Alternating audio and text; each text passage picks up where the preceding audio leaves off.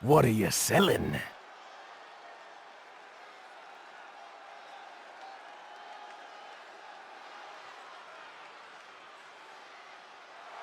The following is scheduled for one fall, making her way to the ring from Charlotte, North Carolina, Diego Buddy.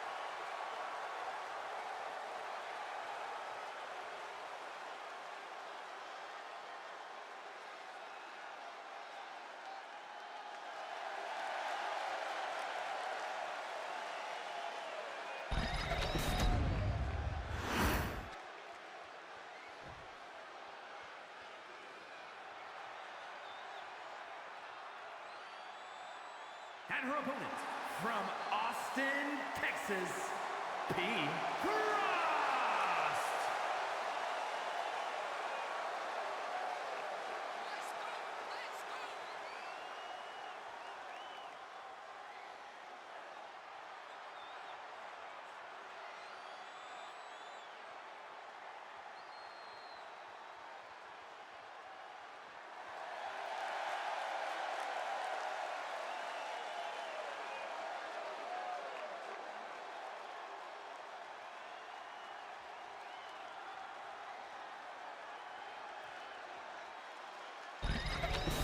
All right, how's it going, everybody? We got our first match Nothing here. but bits. We've got Disco Bunny taking on Pool Frog here in our opening contest of the show. And let's see what's going to go down here. Pool Frog immediately with the running crossbody, taking Disco Bunny off her feet, who is apparently very exhausted and super tired after a very long stream. But now she's got to get inside the ring and wrestle. So this is going to be very interesting for the longevity and the stamina of Disco Bunny to see if she can actually wrestle or pull off a win here over Pool Frog to start us off here on tonight's show. Thanks again, Disco Bunny, for the raid, and welcome in, Disco Bunny Raiders. You're seeing Disco Bunny in the ring right now in our first match of the night here for Tuesday night CPW, a wrestling show we do every Tuesday night here on the channel, featuring community members and fellow Twitch streamers doing battle inside the squared circle as we get a nice close-up shot of the back of the referee's head. Very nice. That's such a great camera angle right there. Good job. By the way, the Croakitoad Game of the Year Awards, the nominees have pretty much been finished up, and that should be posted on the Discord later tonight. So you know how there's the official game awards. We saw those last week, but now the Croakitoad official 25 exclusive game awards will be posted. Nominees have been sorted and put together, and it should playtime is over. It should be interesting to see what will win Game of the Year, Indie Game of the Year, Horror Game of the Year, Game Soundtrack of the Year, Character of the Year, Soundbite of the Year, and many other things. And of course, the Croakitoad Pro Wrestling Golden Rope Awards will also be presented and revealed for the first time ever as well. Who was Superstar of the Year? Who was Diva of the Year? Who was Tag Team of the Year? Theme Song of the Year? Match of the Year? Feud of the Year for CPW? We will find that all out as well. As we get a little bit of chain wrestling here between Disco Bunny and Pool Frog to start us off here tonight in our opening contest. Not a whole lot of clothes there on the part of Disco Bunny. I feel like the least amount of clothes, the better, if you ask her. Hey, it's the last thing you have to worry about when you're wrestling, I guess, if you don't have very much clothes on. Oh, spinning side headlock by Bullfrog, spins it around on Disco Bunny. We don't really have a whole lot going on here. Just a lot of rest holds and chain wrestling to start us off. I was not expecting this match like this to start off this way. Usually Disco Bunny is all about the agility, running all over the place, flipping, flying, but has resorted to a new game plan here against the relative newcomer Bullfrog, who's only competing in what I believe is her third match here at CPW. And Disco Bunny goes to the middle ring rope, telling Bullfrog to get to her feet. And, oh, wow. Disco Bunny kicks Bullfrog in the face and connects with a tornado DDT. Disco Bunny again going to the middle ring rope and a double axe handle onto Bullfrog while she's down and down. Shoots the half and goes for the cover. But a kick out. A 2 count there from Bullfrog. Nice springboard frog splash from Disco Bunny, landing right on top of Bullfrog, who is Bullfrog, of course, one of our newest members of the women's roster here at CPW that continues to grow and expand each and every week as Disco Bunny hits Bullfrog in the side of the head with a back roundhouse kick. Cleans her clock, but not enough for a 3 count. Disco Bunny, what the heck was that? Disco Bunny just flipping and flopping all over the place, completely missing the mark. And springboard again by Disco Bunny and sort of connects with a weird shot to the back of the shoulder. Disco Bunny now ascending to the top rope here and telling Bullfrog to get to her feet. Oh, she tried to go for the top rope missile drop kick, but it did not pay off. Now Bullfrog is going to try to take advantage here, see if the momentum swings to her side. Missing out on the rebound off the ropes. Disco Bunny now with some elbows to the bread basket. Oh my God, and a huge kick. Oh no, and the clam slam. Disco Bunny's finisher, the clam slam on a Bullfrog. No, not enough. And it looks like Bullfrog has been busted open due to the assault that she has been given so far in this matchup. But this match will continue. This just goes to show the resiliency of Bullfrog, who now has blood going down her forehead. Oh, nice move there.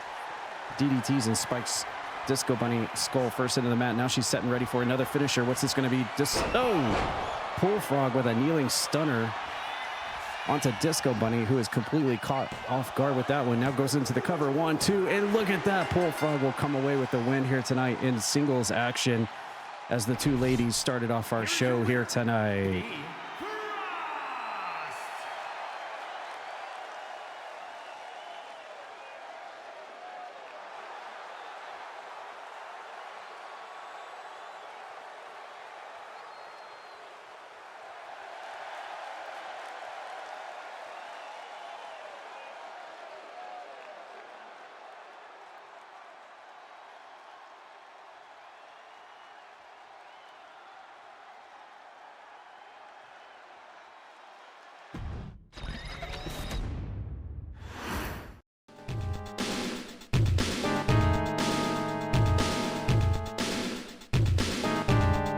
Again, Disco Bunny, for that raid. Go take care of yourself. Post-stream stuff, I totally get it after a long stream like that, for sure. And also, someone was asking on how to join. W. Marcello. If you join our Exclamation Discord, we can talk in DMs about how to get your wrestler on the show. That goes for anyone else out there watching right now for the first time. Our next match coming up in just a few moments.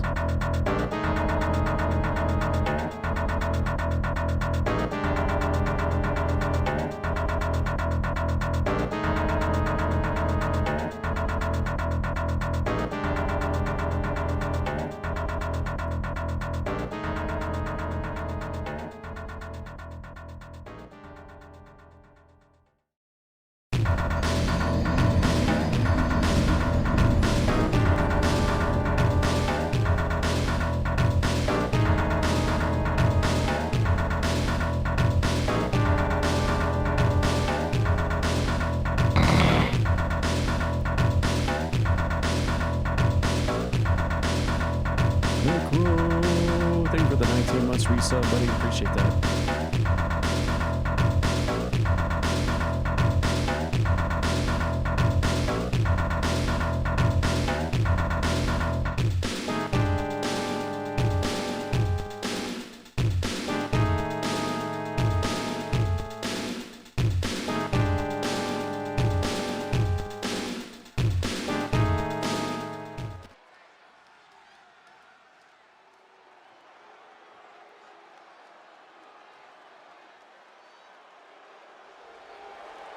The following is a tag team match set for one fall. On the way to the ring, at a combined weight of 359 pounds, AJ Jacobs and Punk A. High Energy.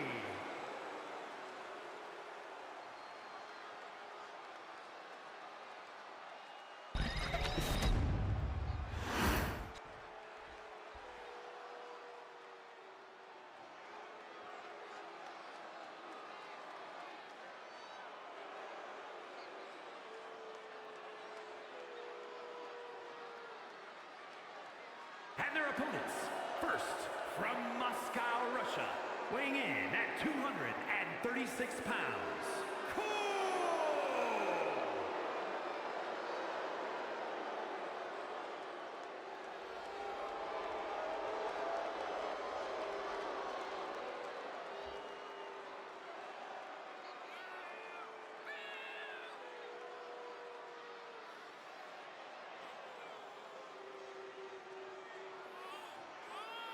Nothing but bits.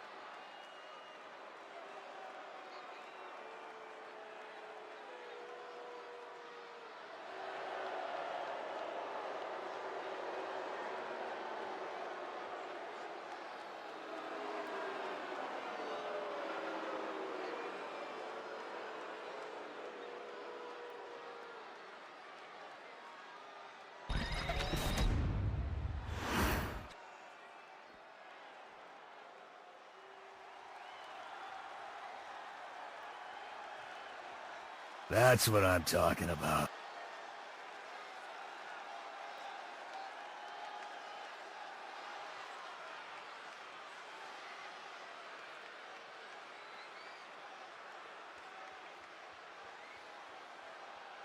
How can you sit there and eat pizza?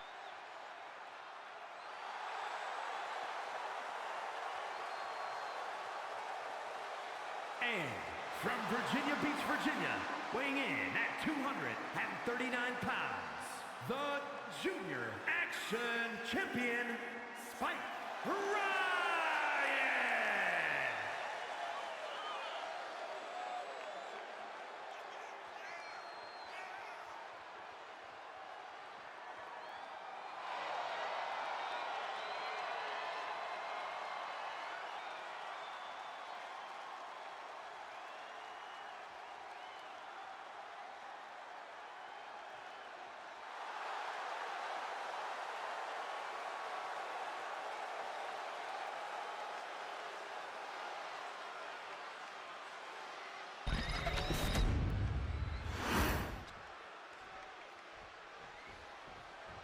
Well, tonight we've got ourselves an interesting match when it comes to the Young Lions title division. As we saw last Tuesday, Puppy got a clean win over Spike Ryan, one-on-one, in a non-title bout, which made everyone believe last Tuesday that Puppy was going to be the next in line to get a shot at that Young Lions championship. But here we have ourselves a tag team matchup, 2-on-2, as AJ Jacobs and Puppy, who are best friends in CPW, teaming up once again here tonight to take on the even more relative newcomer. His name is Crow with a C, as he hits an SI moonsault and has got AJ Jacobs' head trapped in. He's teaming up here with the Young Lions champion Spike Ryan, and these two, I'm pretty sure, have never met before, but will be unlikely teammates here tonight. And there's a tag made as Crow makes an official tag to Spike Ryan, the Young Lions champion, and he continues. Oh my goodness, what a bunch of teamwork there. Lots of knee shots and stomp shots. And now Spike Ryan is entered into the match as the legal participant. There you see on the left side of your screen Puppy, who picked up the pinfall victory over Spike Ryan on last Tuesday's show. as Spike Ryan heads to the top rope here on a dazed AJ Jacobs. Can Spike Ryan capitalize? No, he missed out on the shot there. Was going to bop him over the top of the head, but AJ woke up right in the nick of time, sends him off into the ropes and missing the back elbow. Spike Ryan with the rear waist lock. AJ Jacobs breaks out of that predicament and now has Spike Ryan up on the shoulders. And he's going to guide him to the turnbuckle and drop him snake eyes into the corner. And here comes Spike Ryan now up and over, but gets countered by AJ Jacobs in mid-move, almost looking like a sliced bread for a second. Now AJ Jacobs going for the cover here very early in the matchup. Still gets a 2 count. I believe seeing this individual called Crow on the right-hand side of the screen who's teaming with Spike Ryan. I believe this is his only 2nd match here at Croakitoad Pro Wrestling. Very new, one of the freshest faced rookies to add to the very large roster that we have here every Tuesday night. Now he's tagged back in. Where's Diamond Dallas Page? He's in the backstage doing DDP yoga for anyone that wants it to get ready for their matches tonight for sure.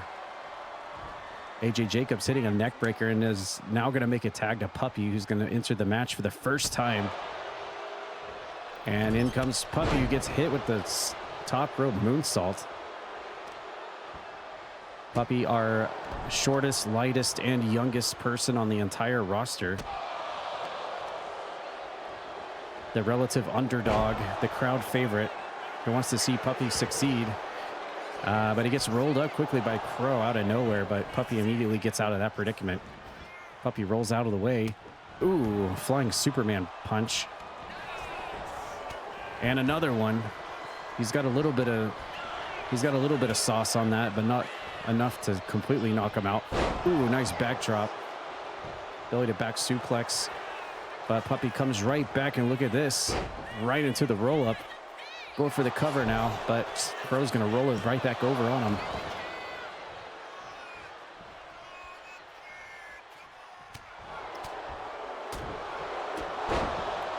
Combination of strikes there from Crow as he makes a tag over to the champion, Spike Ryan.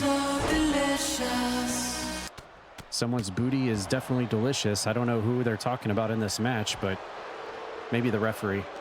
Cheap shot from Crow from the ring apron. As Spike Ryan, drops a DDT after a taunt, and now a leaping tag. AJ Jacobs now in and gets met by Spike Ryan with the Luthes press. We saw these two battle it out on our last pay-per-view show for the Young Lions Championship. Spike Ryan actually picked up the win after coming away with a win in a 2 out of 3 falls match. And now Crow is tagged back in, hits another Isai moonsault and goes for a lateral press. But AJ Jacobs kicks out at 1. Appreciate everyone being here tonight. Thank you again, everyone, for being here and supporting the show on a Tuesday night CPW. Ooh, and Crow hitting an F5. Shades of Brock Lesnar right there. Goes for the cover right in front of Puppy, but AJ is able to kick out. Here comes Crow now. He's got the chokehold. Look at this. It's almost like a mandible claw here on AJ Jacobs, trying to make him pass out right in front of his own partner. Is it enough, though? No, AJ is going to shrug out of it. And a tag made after Crow basically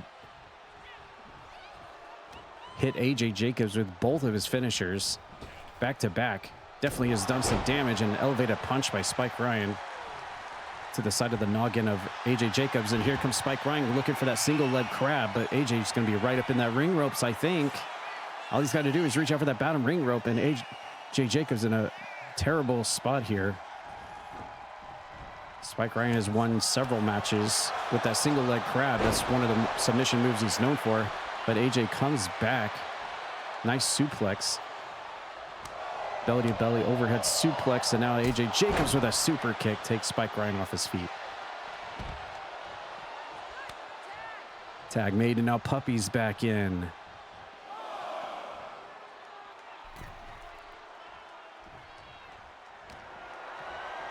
Puppy wins out on that exchange. Nice hip toss into the neck breaker. And this is the match that I think a lot of people would want to see at Slam's Giving, our next Christmas pay-per-view coming up in 2 weeks. for the Young Lions Championship as Puppy rolls up Spike Ryan, but he immediately kicks out. But Puppy stays on him, mounting punches to the champion. And Puppy's again staying in control, drops Spike Ryan with a DDT, and he's going to slowly try to make a... Yes, he does. He makes a tag to Crow, and he's back in. And AJ Jacobs, they're jumping over the body of Spike Ryan right now. They don't know what to do. Uh-oh. Oh, he walked right into this one. Oh, no. And it looks like Crow has completely suckered AJ Jacobs into a F5, but there's Puppy to make the save. Breaking the pinfall up to keep this match going for his team, and Crow tried to go for the running knee, but AJ Jacobs steps out of the way. Ooh, he tried to go for the gut wrench, but Crow lands on his feet, reverses. Lots of reverses here between these two. AJ Jacobs up on the shoulders, fights out of that. Elevated, ooh, nice sky high. Drops Crow into the mat. Some more strikes from AJ Jacobs and a side backbreaker for good measure. We're seeing all the moves come out on the menu tonight in this match. Nice variety of moves. Ooh, Crow's gonna win on that exchange. Scoop slam. Crow with some more strikes. Punches knees. Sidesteps the grapple from Puppy. And has got him the back of his head and a European uppercut to the back of the head. And now Puppy getting whipped over to Spike Ryan. This is the bad part of town here. Puppy trying to fight out of it, but Crow catches the leg. Great back and forth match we have here in this tag team match, featuring the top of the top when it comes to the Young Lions title division here at CPW right now. And Puppy trying to get things going back his way, but Crow is just a little bit faster than him. Oh, and there we go. Single leg takedown from Puppy. Takes him down to his back. And a few more mounting punches. Looked like Crow was going to try to make a tag, but Puppy stopped that from happening. More mounting punches. Almost like Puppy's trying to make him bleed. Ooh, kicks him in the top of the head. There's a Meteora taking Puppy down to his feet, which allows Crow to make another tag. Spike Ryan's now in a leaping elbow drop. And it goes straight into the cover. Puppy immediately kicks out.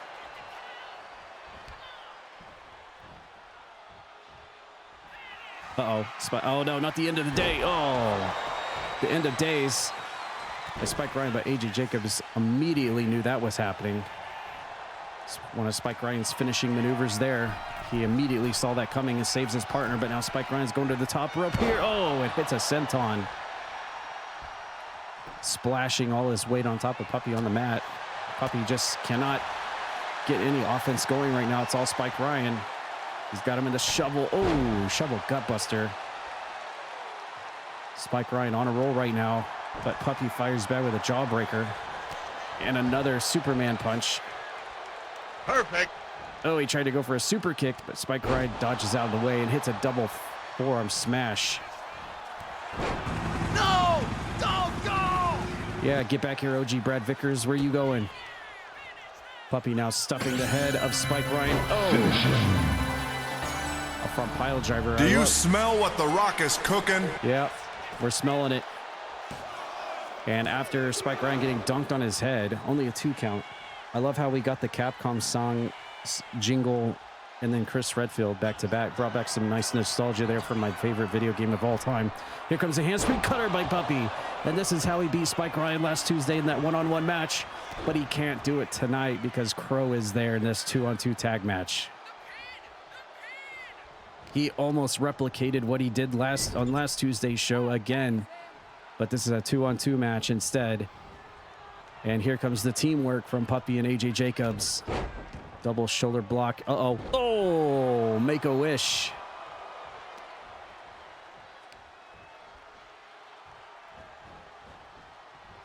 AJ Jacobs a little bit confused on what to do here. Oh, he had a vertebreaker locked and ready. And got him. Drops Spike Ryan on the back of his head. Is Crow going to come in to make the save here? No, he doesn't need to.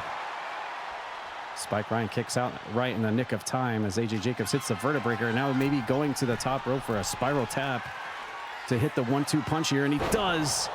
Huge twisting splash off the top. And oh my God, he's already ready with another vertebraker finisher, locked in, and dunks Spike Ryan on the back of his skull. And I think this one might be over. Crow needs to come in and make the save if he can. 1, 2, no. And there it is. AJ Jacobs picks up the win, pinfall win over Spike Ryan, getting a little bit of justification from the last pay-per-view. And Puppy and AJ Jacobs pick up the win here tonight.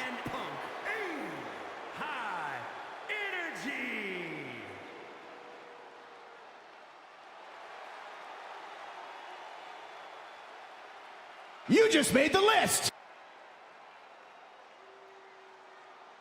Delete! 5 stars, by the way, in our second match of the night. Not bad, not bad. Whoopie You fucking just made the list!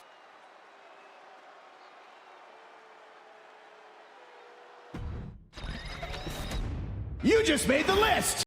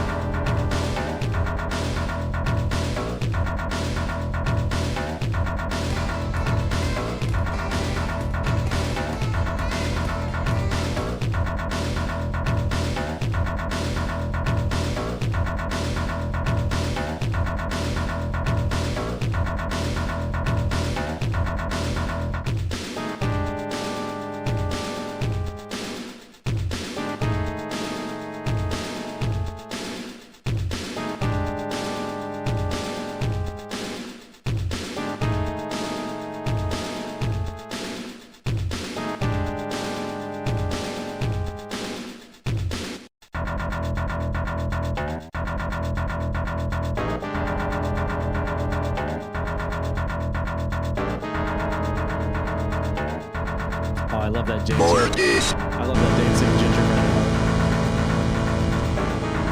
I love that dancing gingerbread emote. That's a funny one. Why'd he bite me? The following contest is scheduled for one fall. Making his way to the ring from Orlando, Florida, weighing in at 254 pounds, Mike May.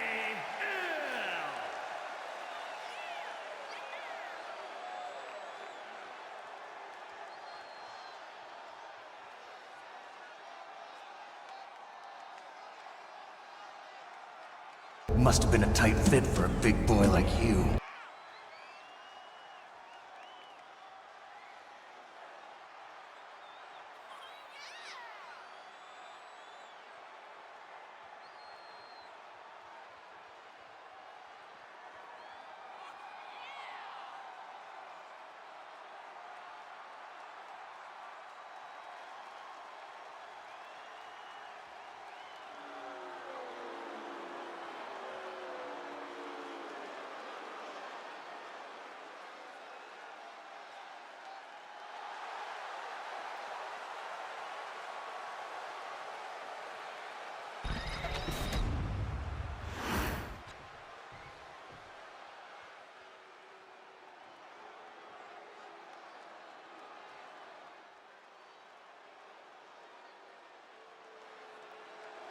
And his opponent from Toronto, Ontario, Canada, weighing in at 255 pounds, Brad Victor!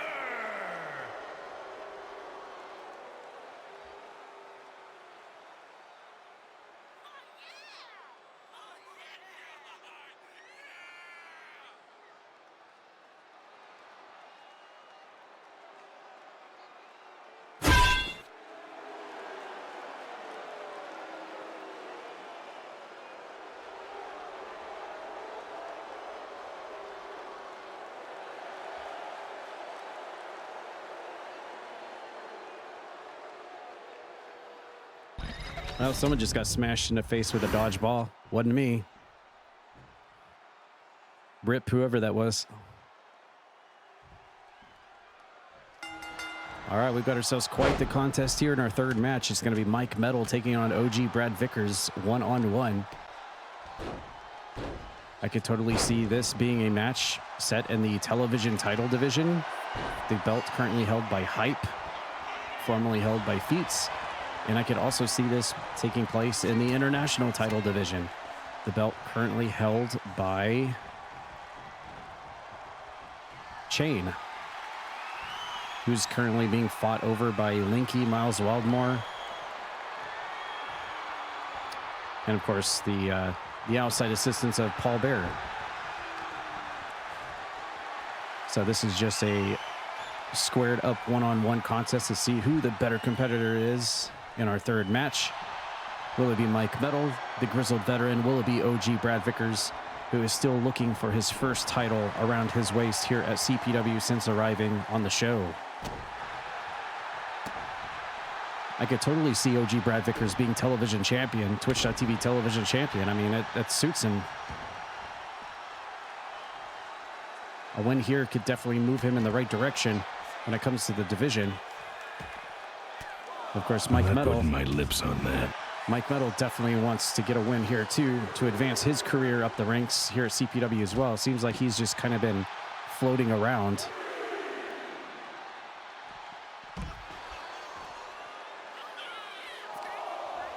Needs to get a few more wins under his belt to climb up those ranks. Nice move there from OG Brad Vickers. T-bone suplex on the outside. Hello, everyone. Hello, AJ Jacobs on Kick. Yes, we are streaming live on Kick as well with our dual stream. And Evan climbing to the top rope. Mike Metal choosing a very interesting time to taunt to the crowd there. And he gets axe handled for his efforts. And Brad Vickers going for the cover, but You're going nowhere. he's going nowhere. Mike Metal off the ropes and gets hit with a back body drop. Mike Metal going flying through the air.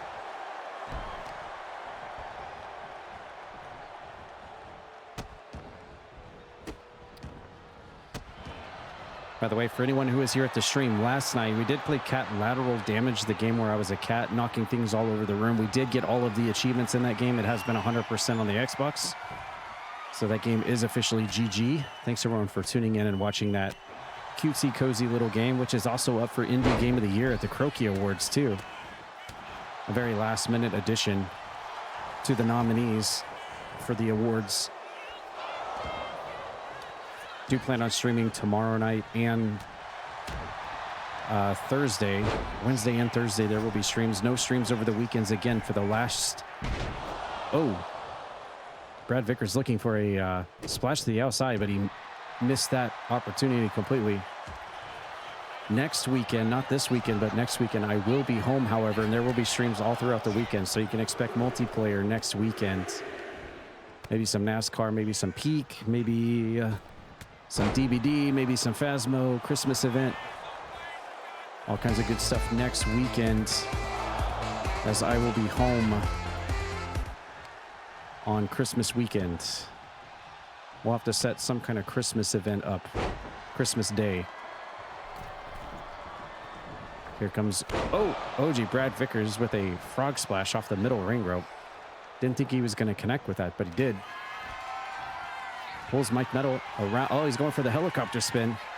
The Stars Alpha Team helicopter spin. Game on, baby. There it is, spinning him around and around and around he goes. Where he's going to go, nobody knows. Somewhere in the Arkley Mountains, outside of Raccoon City, that's for sure. Nice springboard DDT from Brad Vickers. And he's going to go for the other airplane spin. He went for the airplane spin. Helicopter spin. Now he's going for the airplane spin. He's got a little bit of everything in store for being a pilot of the Stars Alpha Team. And now Mike Metal, who is probably completely discombobulated, almost lost the match.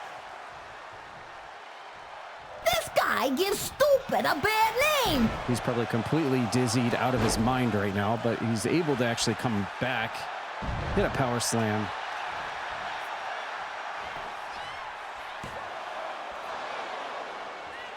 It looks like your party has been canceled. OG Brad Vickers getting kicked right straight in the chops by Mike Metal. But another 2 count there. And it looks like Mike Metal's turn to try to get some offense going here. What is he? Oh, he's going to go for that Osaka Street Cutter. The movie's Pat Leo. These nuts. The move trademarked to his name. There he goes. He connected with it. Is that going to be enough to put? No. OG Brad Vickers Pat has just kicked out of that one, but he's got another one ready. Is he going to go for it again? No, he tried to go for it, but OG Brad Vickers counters and goes into another airplane spin. Another one. He's taken off into the Arklay Mountains in the forest zone of Raccoon City. Second time in the match. Completely making Mike Metal dizzy out of his brain. And goes for the cover after wisely pulling him away from the ring ropes. Good move from OG Brad Vickers. Is it enough? And it is. OG Brad Vickers will pick up the win here tonight in the singles contest. A big win for Stars Alpha Team.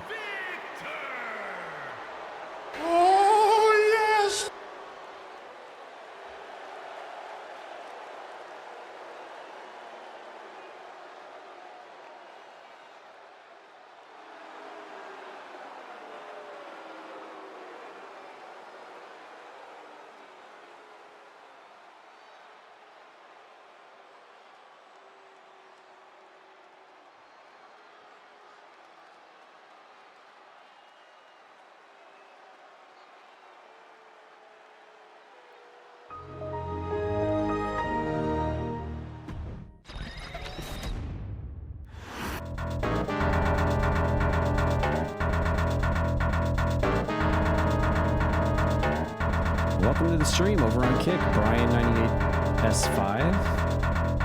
Glad to have you. Welcome to Tuesday Night Wrestling, CPW. Over on Kick. All right, this is your first opportunity to see if you can try to find where is Jimmy Zez this week. Can you guys find him? I'm telling you. I told you on Discord.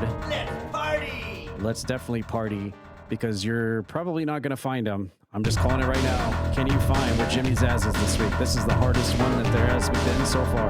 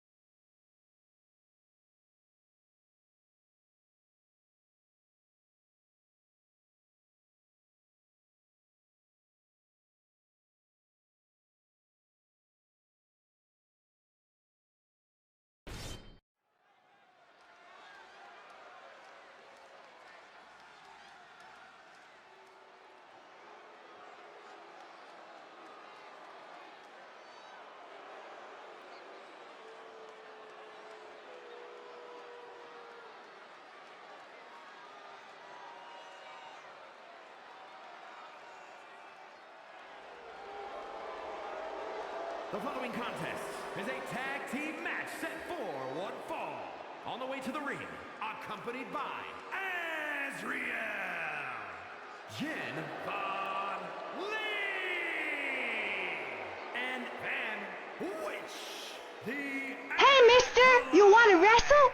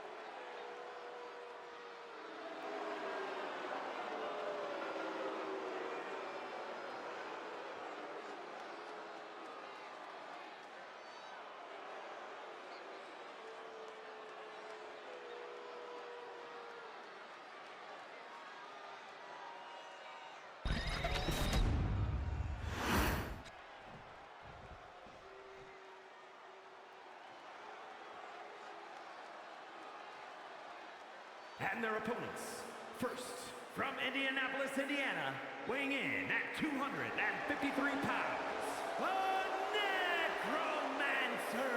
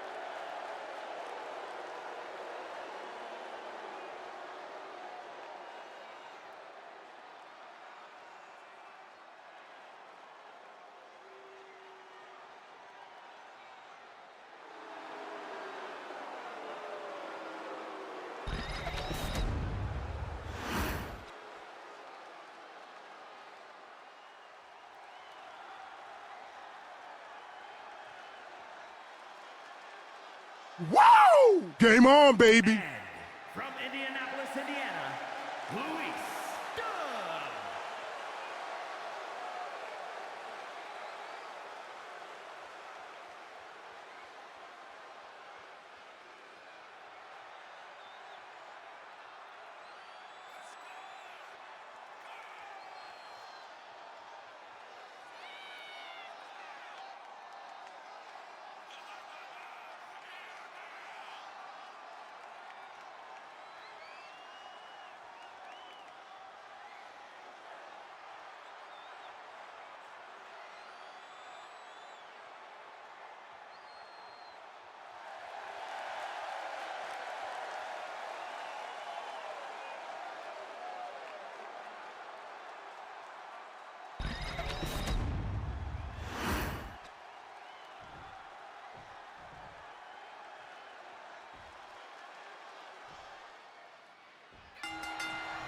All right, next match of the night, we've got ourselves a 2-on-2 tag team matchup with two members of Asterial's Blood Triangle. It's going to be Jen Von Lee and Vampy teaming up on the left side of the ring with Asterial, the women's champion, at ringside, watching this one on as a manager as they take on Lucinda and Necro,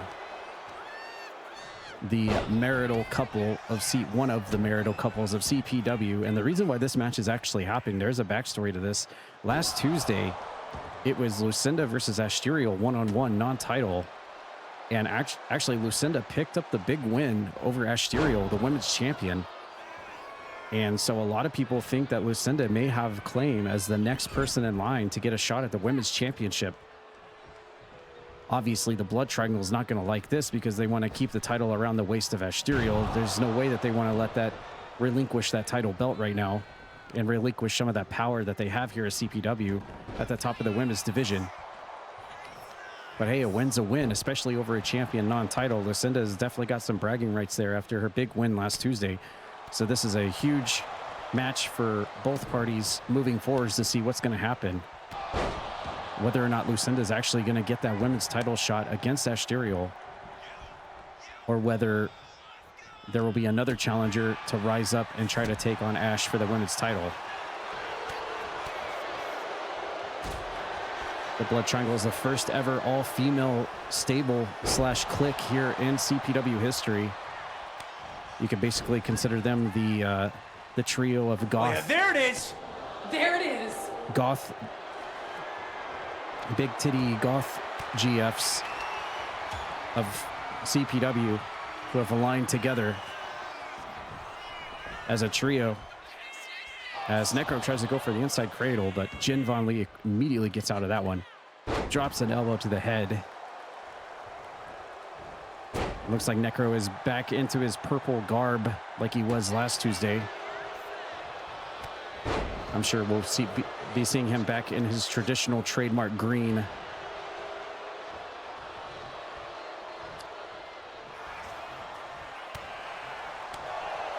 Everyone is on the roster is allotted 2 different attires that they can come out to, so sometimes it's fun to see what that secondary Street Fighter attire is, that 2-player attire, as Jen is slowly crawling to try to make a tag, but she is stuck on Necro's foot because Asterial is distracting him. And yes, you did hear that right. The Blood Triangle are basically the big titty goth GFs of CPW, at least 3 of them, because there's a lot more than that. The ladies goth community in CPW is actually quite large. It's not just the 3 of them, but these are the 3 that have decided to align together and join forces, at least in this meantime. Ooh, back rake from Necro, as Vampy is now tagged in and is the legal participant in the match. And he's just walking her around like nothing and drops her face first on the turnbuckle pad. Necro and Lucinda certainly have had their differences here in CPW, fighting against one another and even teaming up on and off. But tonight you have to would like to hope that Necro is in full support of Lucinda here, considering that she's on the verge of getting a shot at Asterial in that women's championship. And so far it looks like they are on the same page as Lucinda cracks Vampy in the side of the head with a thigh. The referee fixing the turnbuckle pad that Asterial has ruined. Must have been a tight fit for a big boy like you. Lucinda was going to go for a sidewalk slam, but Vampy got out of that one. Here comes Vampy off the top of the moonsault, but Lucinda gets out of the way. Basement drop kick to the back, and now Lucinda so cruel. is going to go to the top rope here and go for a big splash, but she missed. She completely missed. Naughty. A toxic waste. We'll have to take a rain check on that and do that tomorrow, since there is no webcam tonight. Naughty. I love how you got naughty and then you got whip naughty out of pure RNG. I'll be back. Pretty cool. There's like 800 sound files in the bank, and that's the one that got picked. Pretty wild. Vampy on the middle rope. And, oh, wow. Nobody there. She tried to go for the middle rope leg drop. And Ash, you can see Asterial has dislodged the turnbuckle pad again on the left corner of the ring, doing whatever she can to help her team to victory tonight. As Lucinda hits the big leg drop, the Rough Rider onto Vampy, but Jen Von Lee is in to make the save. You are not prepared. Here comes Necro tagged in. Ride 'em, cowgirl! Necro again. What was that? Was that a headbutt? I think Necro just did a flying headbutt into Vampy. Referee once again fixing the turnbuckle pad.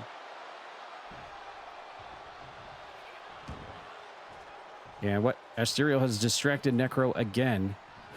She is definitely doing her job as a manager in this match. Ooh, a chop block. Taking his leg out from underneath him. Spins him around, rear waist lock. Oh, and a backstabber.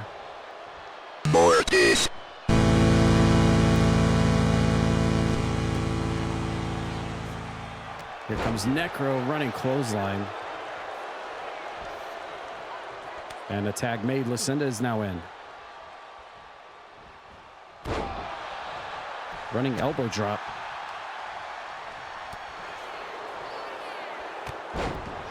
Side crossbody.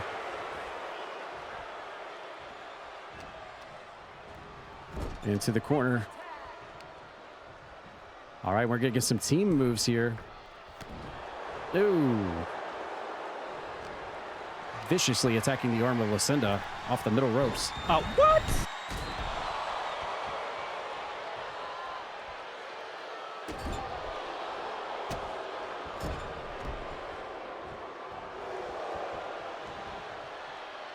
I know Kung Fu.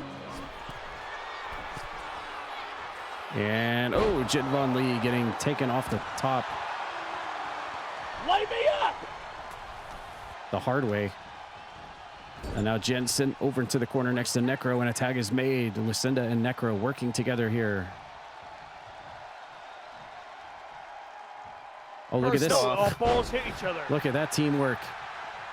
That was like a two-player body slam right there between Lucinda and Necro.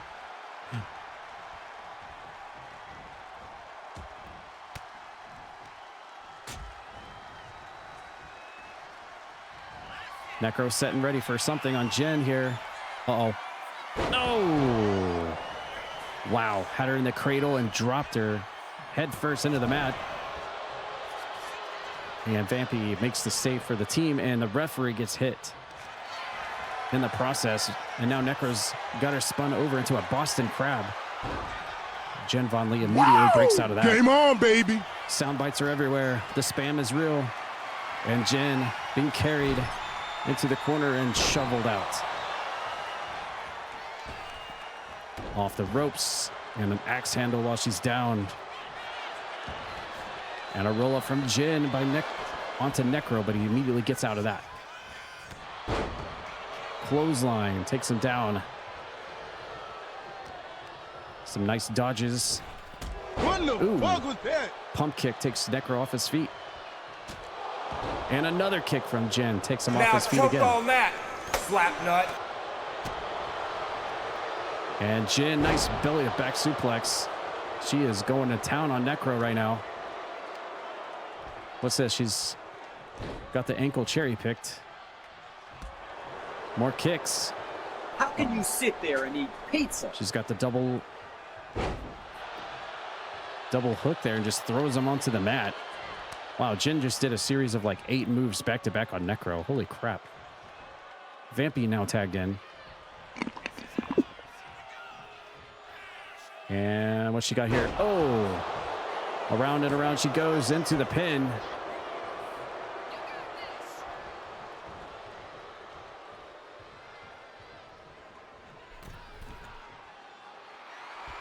Vampy telling Necro to rise to his feet.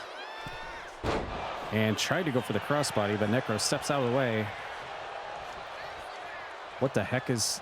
Necro is telling Vampy she's about to be locked into the crypt. This is literally a necromancer versus vampire. And I guess the vampire was scared on that exchange. But Lucinda is now tagged in. And she's got Vampy up and hits a side backbreaker. Your booty's so delicious. And stretches out her lower back, the spinal cord. Lucinda now cover made. And looking to win it, but no, Vampy kicks out. I'm shocked that Jen Von Lee didn't come to make the save. What? Oh no! Ooh, Lucinda tried to go for the whippersnapper. Vampy rolls out of the way. Comes back with a Hurricane Rana.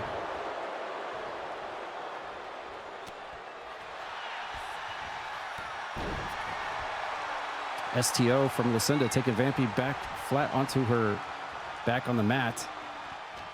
You got that. Vampy sent over by Necro again. Tag made.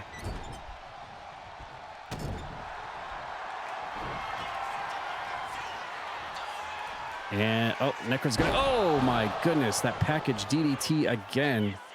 That is such a deadly move. Vampy is completely laid out. But look at this. Asterial coming in clutch as a manager at ringside, distracting Necro again for the third time in the match.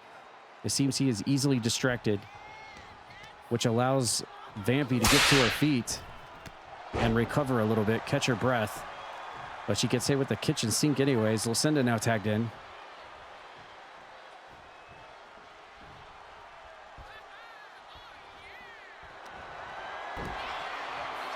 Lucinda was reaching in for a finisher, but she gets jawbreakered.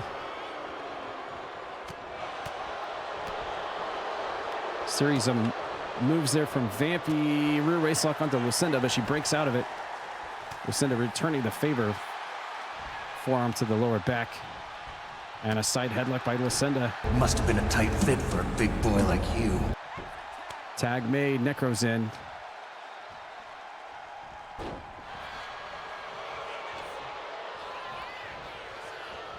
What? Ooh, Vampy. Ooh, turning Necro inside out.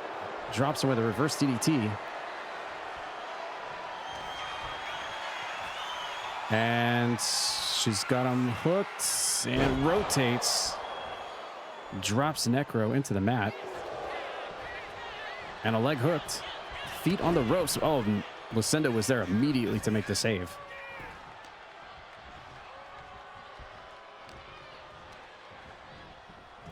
And now Necro propped up into the corner. Tag made. Jen and Vampy now going to work together. Rope assisted. Onto Necro. And now Jen Von Lee to the top. She may be going for the Jen Von drop. Oh, right on the money. Otherwise known as the coffin drop. Goes for the cover on Necro. Where's Lucinda at? No! Almost losing the match, but Necro fighting out. What? Oh, no. In the nick of time. And we've got ourselves a 4.5 match star rating here. Uh-oh. Bear hug latched in tight, but Jen Von Lee fights out of it. Claps the non-existent ears of Necro, and there's Asterial and Vampy with cheap shots onto Necro. He's getting ping-ponged all over in that wrong side of the ring. And what? Oh, no. Oh, no. Is Jen going to do what I think she's... Oh, no. Oh, no. Pile driver off the... Oh! One of Jen Von Lee's patented moves, a pile driver off the ring apron to the outside. Completely dunking Necro on his skull. And she's going to wait the count out. All right, Necro's already back up to his feet, so it looks like he's not paralyzed. That's a good thing. He got completely spiked on his head. This guy gives stupid a bad name. And now Jen sent into the corner. Oh, and a kick to the face of Necro. What a hard-hitting back-and-forth match we've had here. More kicks from Jen Von Lee. Solid fist to the side of the head. And now Jen up to the top again. Gonna go for the Jen Von drop. No! Nobody there. Necro got out of the way. And in the excitement, Necro missed his own move. Backdrop from Necro.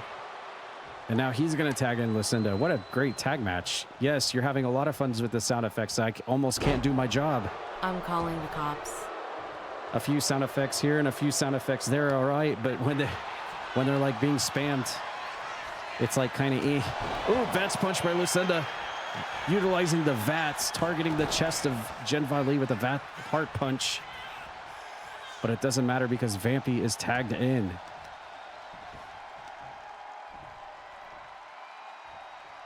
Now Lucinda's got the leg grapevine. And now hooks the leg. Yeah, I understand the excitement of sound files, and that's why we have them there for anyone to use, but I don't want to take away from this match. And we've got a 5-star matchup here. And I want to be able to do my job. That's why we're here. I'm the commentator of the show. What's up, Badass Games? Welcome in. And hello, Sense Solution. How are you? Welcome in, everybody. And now Jen Von Lee continuing her assault. Lucinda dazed and staggered. We've got a fight between two really amazing Twitch streamers, Lucinda and Jen Von Lee. And now Lucinda makes a tag to Necro, who's back in. Uh-oh. And he deadlifts Jen Von Lee up onto the shoulder and hits an Oklahoma slam straight into the cover. Completely mashes Jen into the mat, but she kicks out before the 3.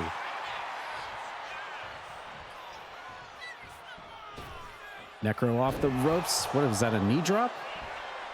Not sure, a knee drop or a headbutt. Whatever. Necro again. Deadlifting Jen up and hits another one. Completely power slams her to the mat. Now going for the cover again. Is Vampy going to come in and make the save? No! And Necro has picked up the win over Jen Von Lee. And that's 2 weeks back-to-back that Lucinda has gotten the upper hand over Asterial. With the assistance of her husband, Necro, does this mean Lucinda is next in line for the women's title shot at Snow Brawl? I would think so, probably at this point.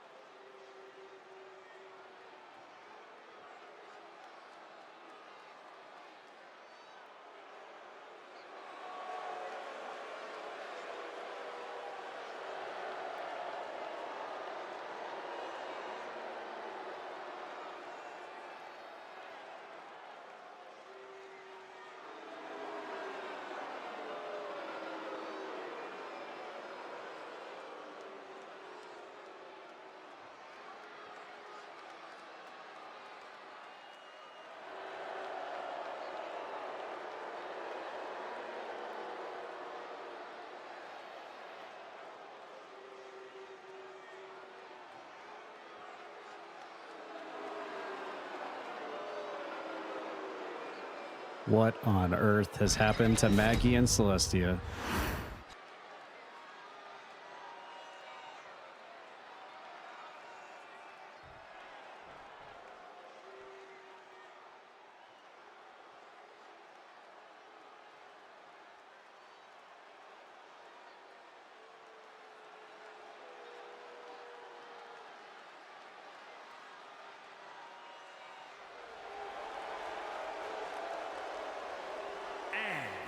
Combined weight of 485 pounds, Rose and Nathan Moore, two-man power trip.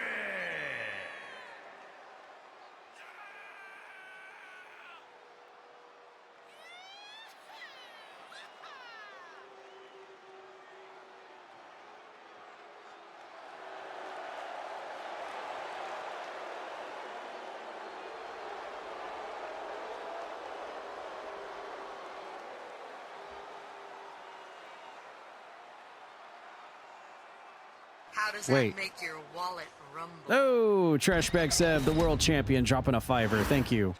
So what is this going to be, a 3-on-2 match? I see Tad Peters out here. I'd buy that for $1. Wait a minute. The third man teaming up with Nate and Dustin tonight.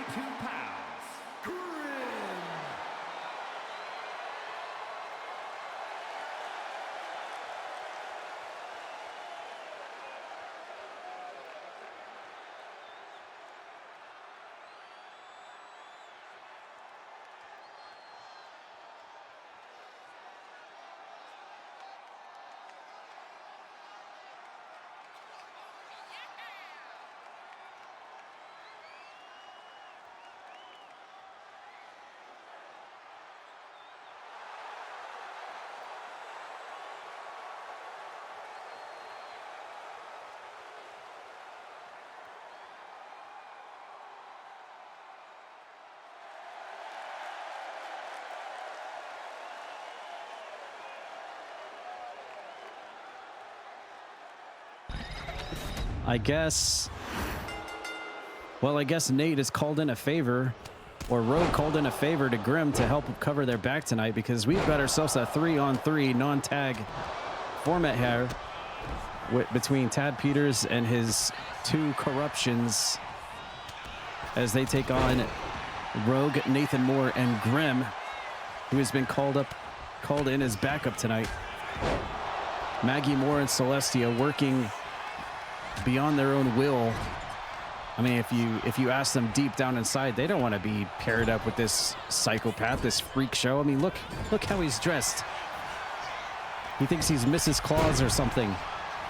Tad Peters with his 2025 Christmas holiday clothing line that he has revealed for the Christmas holidays here at CPW. What a freak show. Feuding with Celestia for the better half of over 2 years. I mean, it feels like 2 years, a year and a half. Maggie got suckered into it. Nathan Moore is the husband of Maggie Moore, so he's got pulled into it. Rogue is the partner of Nathan Moore, so he got suckered into it.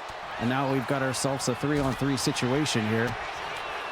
And it looks like a steel chair has been brought into the ring, and we've got some major history between Tad Peters and Nathan Moore here. Oh, what?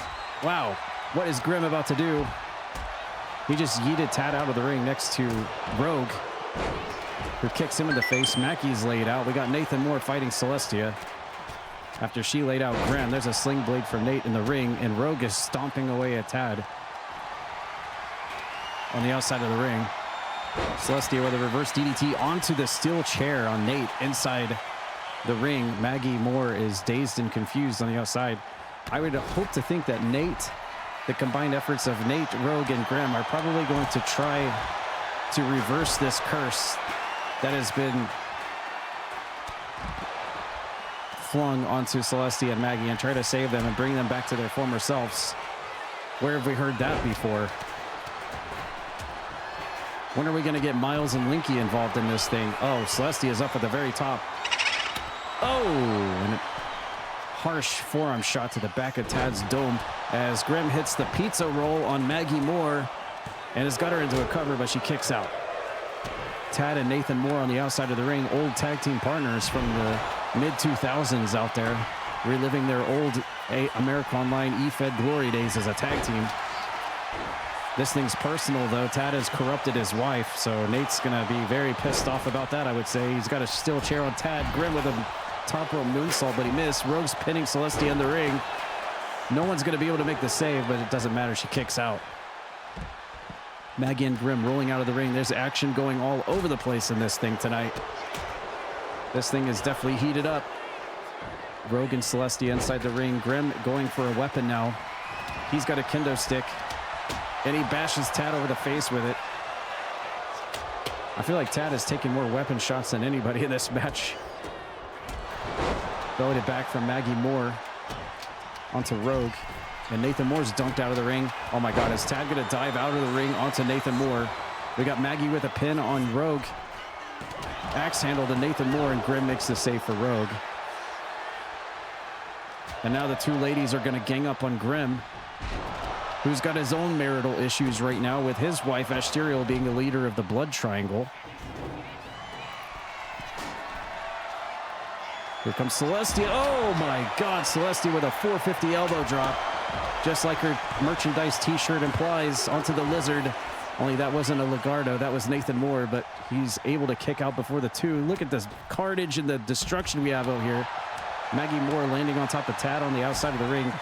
This ring and ring area is completely torn apart by what we have going on right here. And Nathan Moore with a knee drop to Tad as Maggie goes after Grimm. There's a cover by Nate onto Tad. Backslide driver onto Celestia from Rogue. That's a finishing move from Rogue. And now Nate is ready for a finisher on Celestia. Grimm has got Maggie. And Nate misses the finisher. Celestia caught the leg. And Maggie's got Grimm up on her shoulders. Oh, catches him with a nice German suplex. There's so much going on right here. Oh, another backslide driver onto Tad. And I'm sure Celestia is looking at that predicament saying, yeah, that's probably what happened at QuakeCon. But unfortunately, she's too far corrupted now to think otherwise. And now Rogue's got the steel steps as Tad's got the Texas Cloverleaf on Grimm. One of his old school submission moves, but Nate's in to make the save. And now the former World Tag Team Champions are in the ring alone with Tad. Nice drop kick to the face of Nathan Moore as Rogue snap suplexes Maggie Moore. Grimm's going after Celestia at the top. And looks like Tad has got Nathan Moore, the zombie maker, inside the ring. Oh, and he connects with the cutter. Rogue doesn't realize it. I don't know where Grimm is. He's busy on Celestia. Rogue sees his partner in trouble. He's got to come in and make the save. And he does in the nick of time. This match almost ending right there. Springboard dropkick onto Rogue, and Maggie gets crunched into the steps on the outside by Grimm.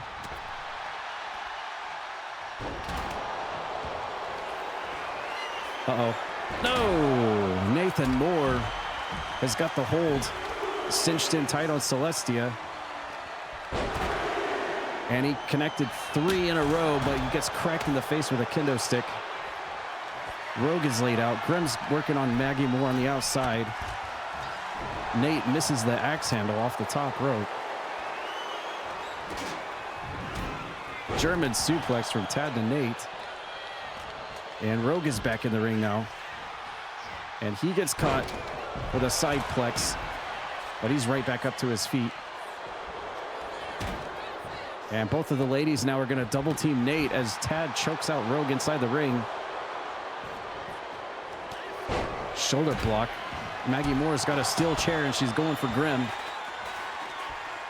What is Tad doing to Rogue in the ring? Slams his face in the mat. And Celestia pops Nate with the kendo stick twice.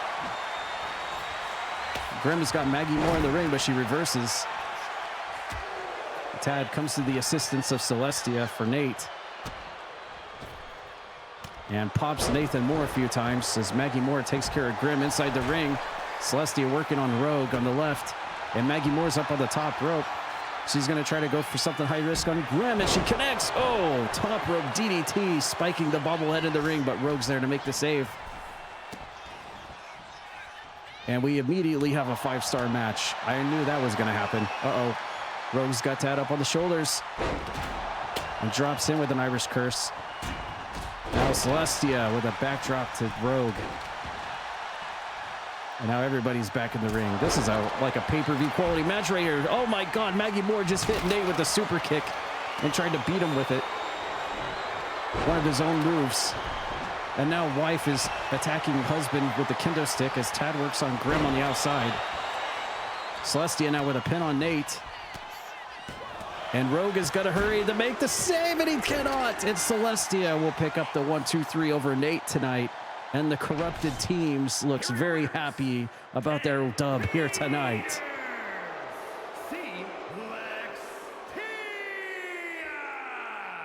And Maggie Moore, the Undead.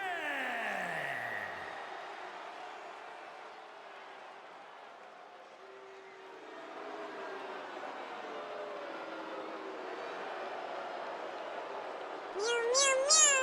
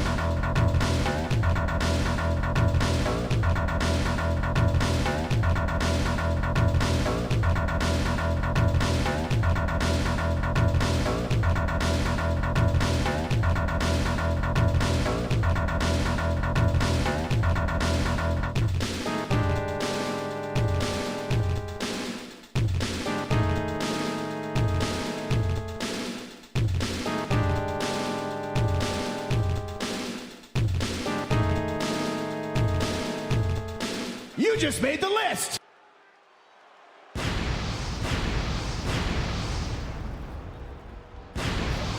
Is a tables match. Your booty's so delicious. Pennsylvania, weighing in at 274 pounds, the Scorpion.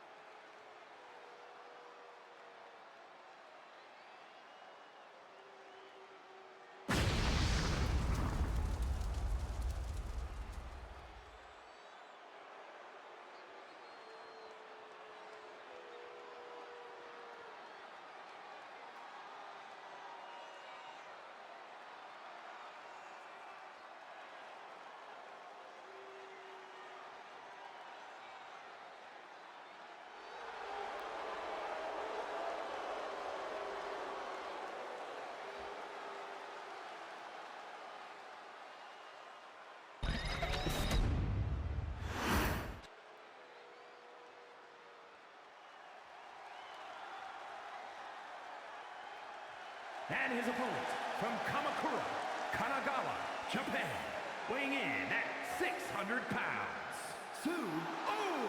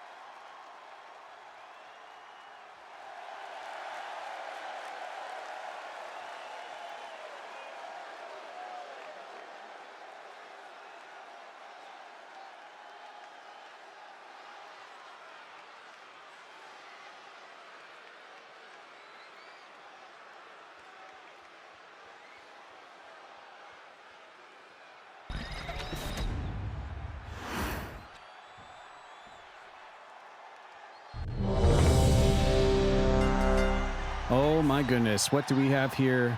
We've got a raid from Miles Wildmore. Thank you so much for the raid, Miles. Appreciate that. How was Helldivers 2? Did you win for democracy?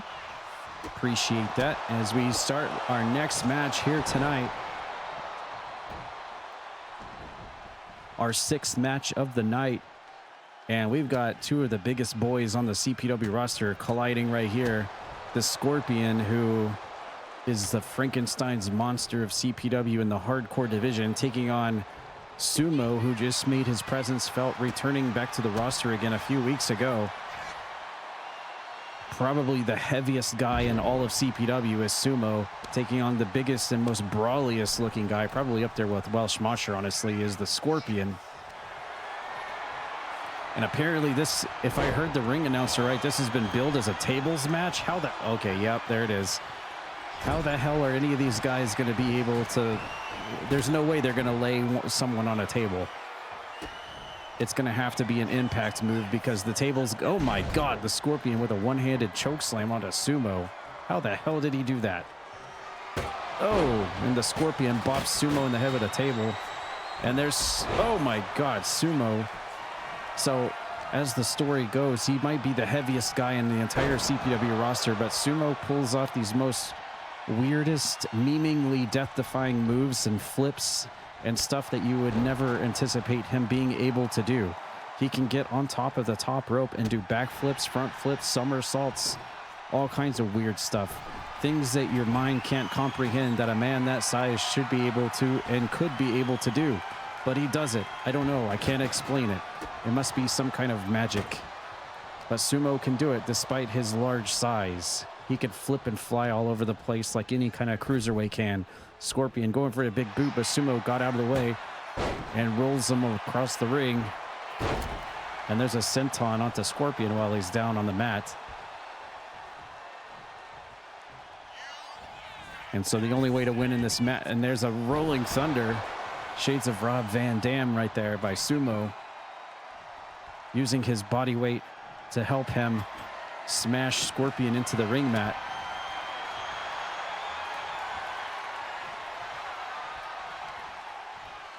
And we know Scorpion as the guy that usually fights two people at the same time, sometimes even three people at the same time, because that's what it takes to put down this giant behemoth of a monster here on the CPW roster.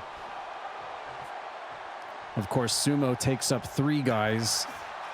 I mean, Sumo equals three puppies, let's be honest. So this is basically like Scorpion taking on a 3-on-1 match right here. Drop kick to the back of Sumo, taking him off his feet. We have one table set up in the ring. Someone's going to have to get crunched through it before this match is over. There are no pins. There are no submissions. Uh-oh. And Sumo may be in big trouble here. Oh, no. Sumo might be in trouble. Scorpion's got him up on the shoulders. Oh, no. Power bomb. Oh, my God. And the Scorpion with the strength of, I don't know, monstrosities is able to powerbomb Sumo through the table and pick up the win here tonight. And Frankenstein's Monster CPW has won here tonight.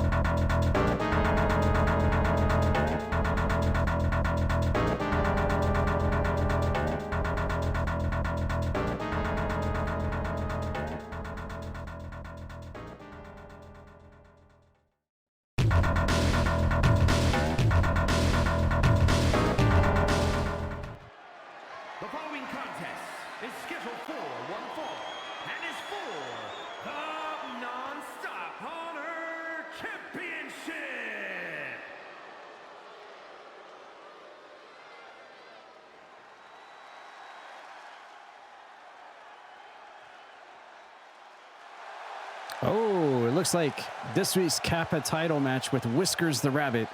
It's going to be Shadow Chrono's turn to try to win that Kappa title from the Wascally Wabbit.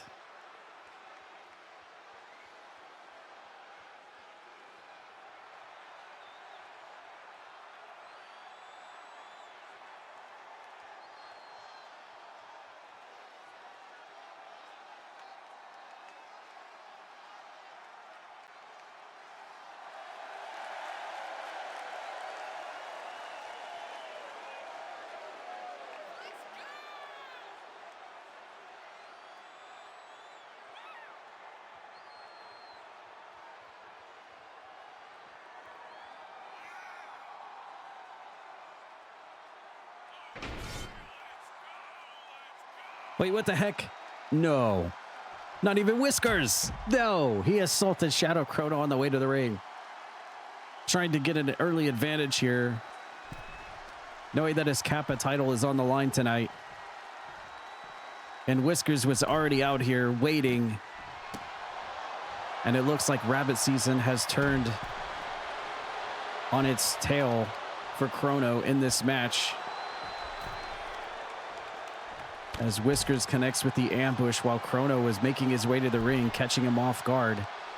And the match has not officially started yet until everyone's in the ring. So this is just literally just an and look at Whiskers. He's dancing and he's proud of himself. Wow. What a little troll. What a little troll is Whiskers. Somehow he has won the Kappa title and he's managed to hang on to it, trolling everybody each week. I'm surprised he hasn't started twerking on people's faces and bringing a skibidi toilet to the ring each week, because that's basically what his run as Kappa champion has been so far. Ever since he beat Mr. Cantot to win the title belt, he has defeated the former champion Aiden Gallagher. He's defeated the hardcore champion Psycho T last Tuesday. And he is on the roll right now as Kappa champion. Say what you want about it in his trolling ways. But tonight it's Chrono's opportunity to try to beat him as the match will officially start now. Chrono trying to go for his springboard, but missed the drop kick. And now Whiskers' turn to hit with a springboard elbow drop to the back, and he connects. Now rolls Chrono over, trying to end it early.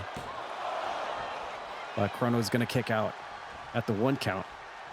Is a big opportunity for Shadow Chrono to win his first title in CPW. I don't believe he's ever been Kappa champion before, so if he can win and beat Whiskers tonight, he will be the new Kappa champion moving forwards. Oh, and of course, a Kappa title match has to have some kind of shenanigans. And what is this now? Whose song is this? This is almost par for the course now. Who? Oh.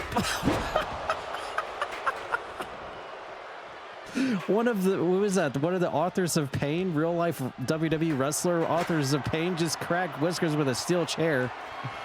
And apparently it's illegal in the match.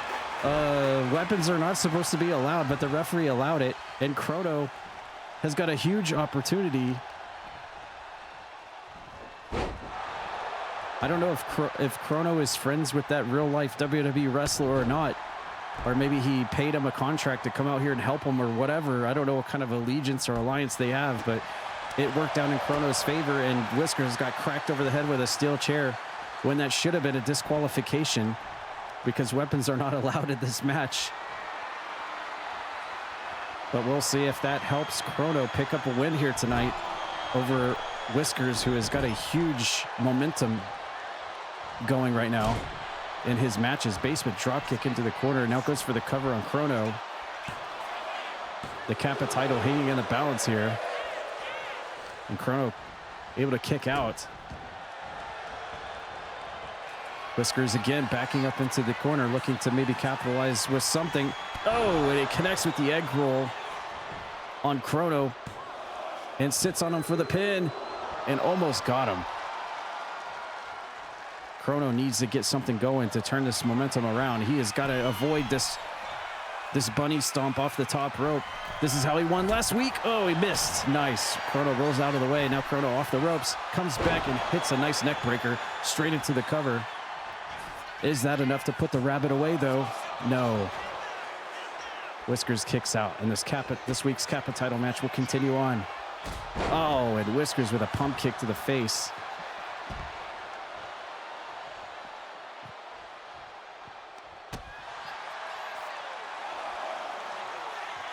And now this battle will continue on the outside. Huge DDT. And now Chrono and Whiskers are doing battle on the outside of the ring, the standard rules matchup. And now Chrono's got Whiskers up. No! Power bombs him, and the back of Whiskers' head hit the guardrail. Now working the leg. Chrono's got to be careful here because the title will not switch hands on a ring out. So even if he beats Whiskers by the count, the title won't change hands. He's got to get Whiskers back in the ring. And he's telling Whiskers to get to his feet. Careful, Chrono, that she's still counting you. Springboard. Oh, no! Whiskers caught him. No, what a counter by Whiskers, catching Chrono in midair and powerbombs him into the mat for the win. Oh my God, and Whiskers has done it again, walking out alive as the Kappa champion. Who can take this rabbit down in CPW? He's unstoppable right now.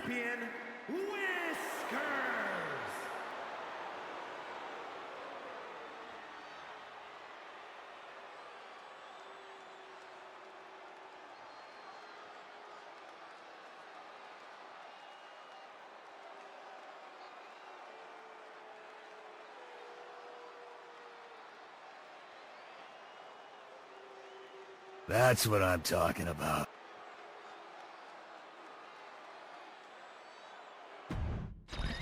That's what I'm talking about.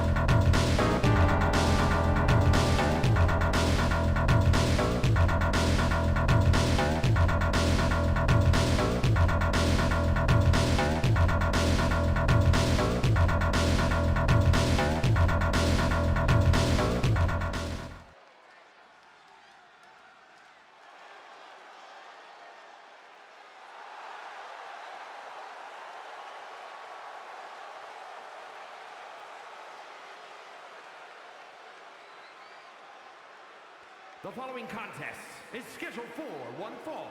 Making his way to the ring from Bad Street, Atlanta, Georgia, weighing in at 246 pounds, the Internet's television champion,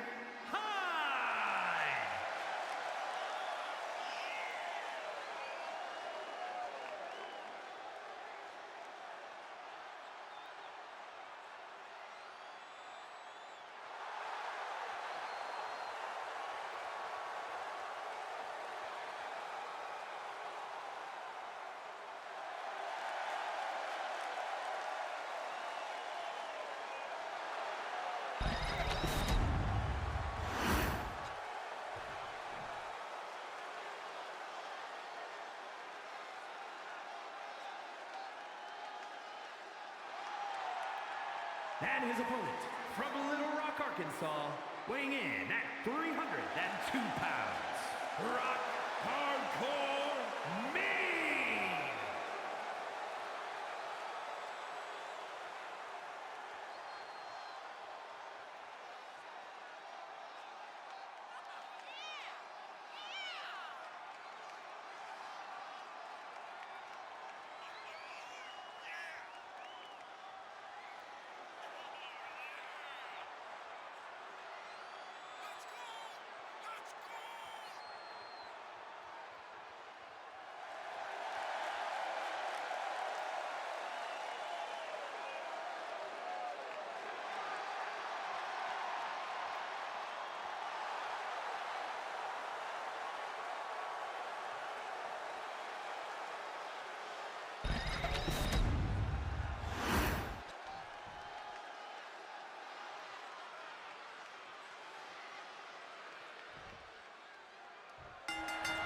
All right, here we go. Our next match of the night features Hype, the new Twitch.tv television champion who won in a very huge underdog victory. He defeated Feuds, who had one of the longest reigning title reigns in all of Croakitoad Pro Wrestling. He was finally able to take the TV title away from Feuds, and now Hype is currently in the lead, first place on the track as Twitch.tv television champion. And tonight he's got to take on the giant block of meat that is Rock Hard, who is also the former international champion in his own right in this one-on-one contest. And we shall see who wins out on this one. I do know that Feuds is probably stalking Hype right now, stalking his prey, wanting to get that TV title back away from Hype. So Feuds is probably watching this match very closely to see what's going to happen here. But if Rock Hard Meat is able to beat Hype, oh, look at that. Hype tried to go for the attack, and he just made Mr. Bag very angry as he drops Hype face first onto the ring apron. By the way, we do have channel point predictions going in chat. If you think you know who's going to win, drop some channel points, win some channel points back. Oh, and Hype getting the hand clasp around the throat, and look at the strength of Rock Hard Meat, completely choke slamming Hype into the mat.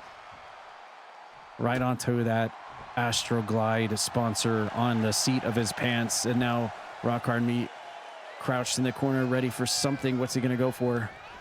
Sends Hype off the ropes. Catches him. Nice power slam. Oh my God. Rock Hard Meat going to climb to the top of St. Francis Folly and hits a cannonball splash onto Hype,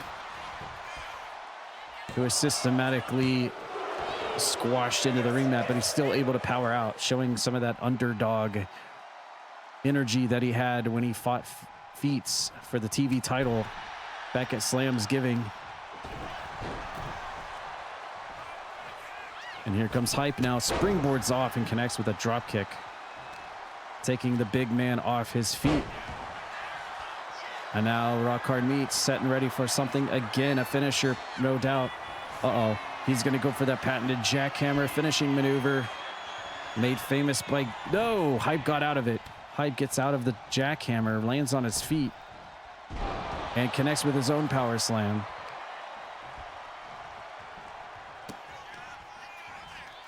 And now toe kicks. Oh my God, look at the strength of Oh my God, Hype able to cradle Rock Hard Meat up into his arms and drop him with a backbreaker. Rock Hard Meat's ready for him, catches him by the ankle, trips him to the mat. And Hype again, shoots in. And what is this, a figure 4 leg lock? Oh my God, Hype cinching in a figure 4 leg lock. You don't see that very often, but Rock Hard Meat obviously has the strength advantage and rolls it straight over before any damage can be made. And there goes Rock Hard Meat trying to run in with a clothesline, but Hype's a little bit quicker and hits a side Russian leg sweep. Looks like Hype is currently being sponsored here at CPW and on the track by O'Reilly's, Liquid Death, and Balls, as well as his favorite sponsor, Astroglide.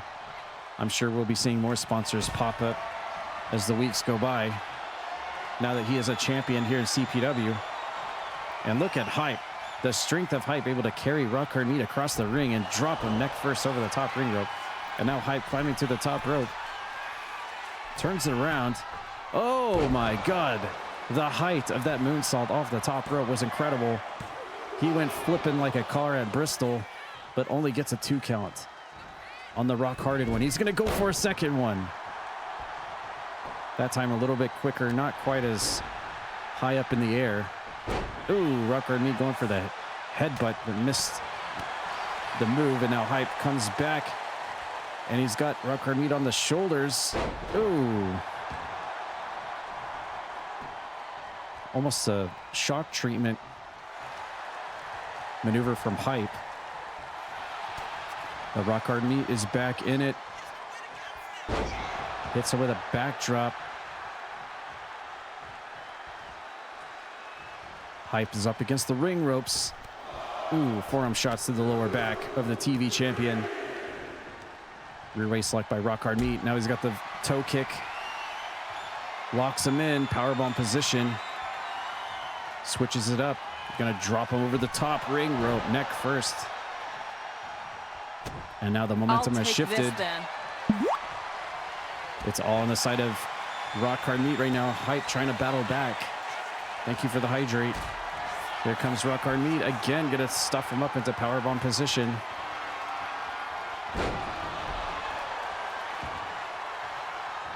Alley-oops him onto his face, missed the giant lariat. And here comes Hype now trying to battle back. Now he's got Rock Hard Meat up on the shoulders. Oh, it hits him with the last ride. The last ride. I can't believe he had the strength to actually pull that off. But his hand is under the ring rope, it looks like. But referee didn't catch it. Doesn't matter. Rock Hard Meat still kicks out. Of course, Hype has a move called the last ride.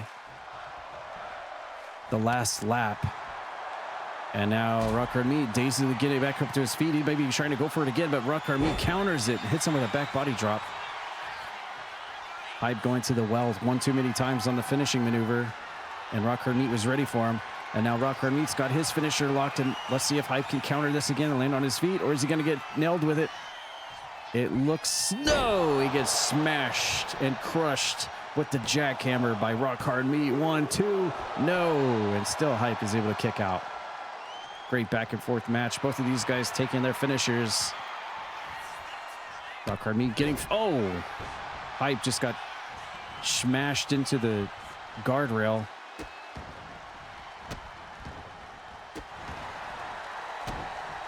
I think his arrow has been destroyed. Now his rear end is completely destroyed. Now his grill is completely dented. His tire wear is probably very low right now. But we're going to battle on the outside of the ring. And Hype now going to the top, going to really try to go for some high risk here. And it pays off with a missile dropkick. That could have ended poorly. And Hype utilizing his speed and quickness to just stay on top of Rock Hard Meat. The bigger, more sluggish of the two. And now Hype goading Rock Hard Meat to his feet. He's going to go for a springboard again, but Rock Hard Meat sidesteps out of the way, pulls a Samoa Joe on him. And now Rock Hard Meat getting the crowd behind him. And we're going to get some slap fighting here now between Rock Hard Meat and Hype. Who's going to win out on this? I mean, my money's... If you look at the two, I feel like my money's on Rock Hard Meat in this situation. I don't think Hype wants to go toe-to-toe with in a striking game. But we shall see.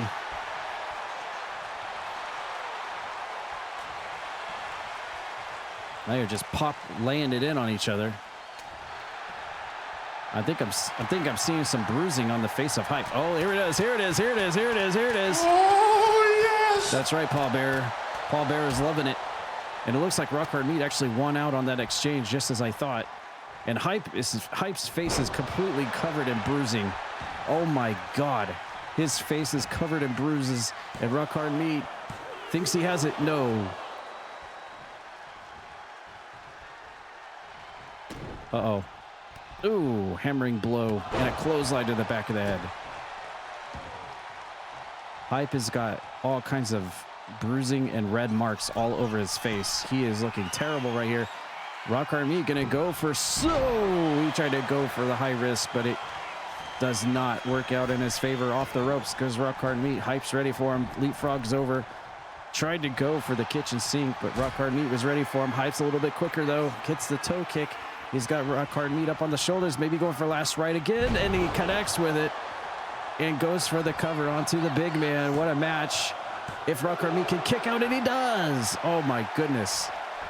What is it gonna take for Hype to actually put away this giant behemoth of a man? Hits that top rope moonsault out of nowhere. And this match will continue on. What a great back and forth match. These two have been hitting each other with their finishers left and right.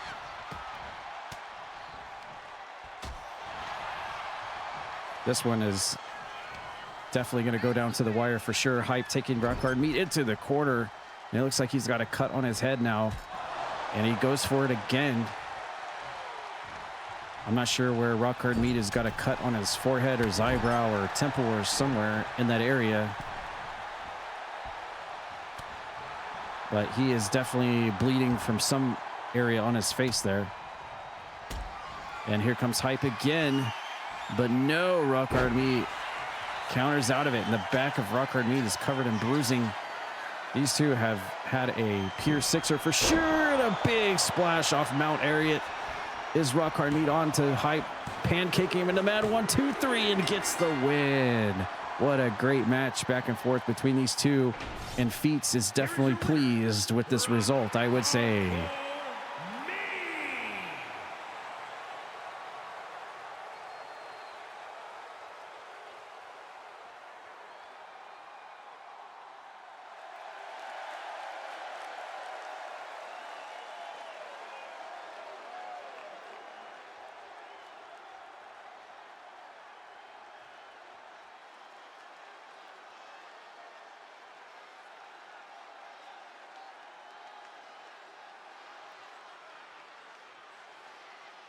That's why I told you to save it. I saved it!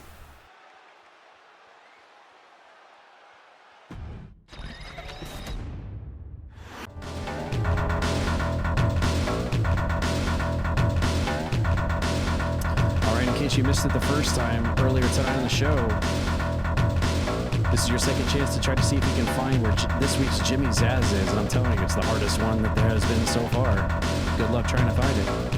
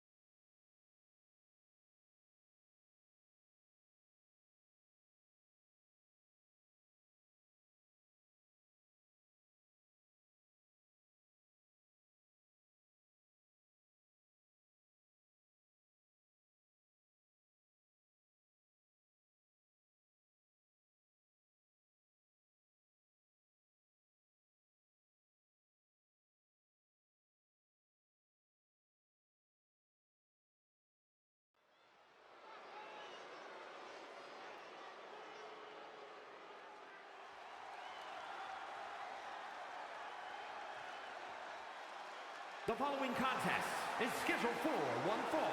Making her way to the ring from Glasgow, Scotland, Goose Lady.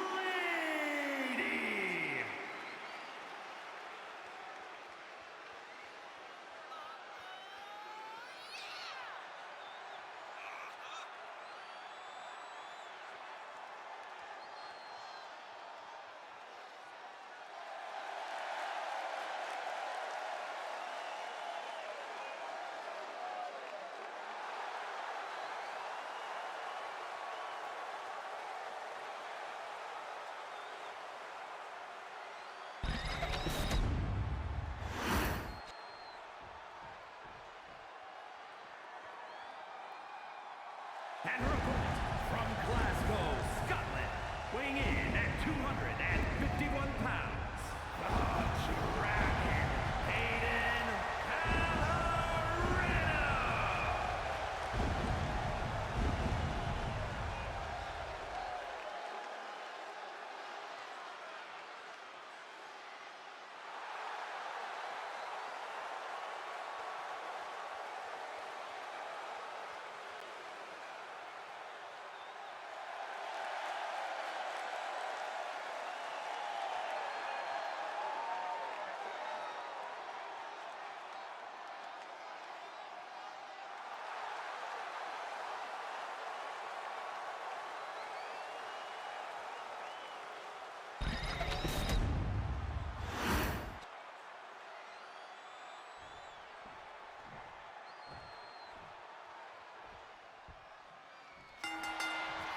All right, here we go. We've got quite the match here. This might be the first time meeting between these two co-residents of the land known as Scotland, doing battle one-on-one.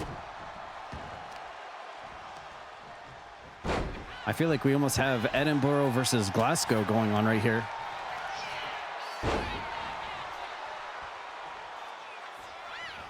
And we shall see who wins out here in this contest.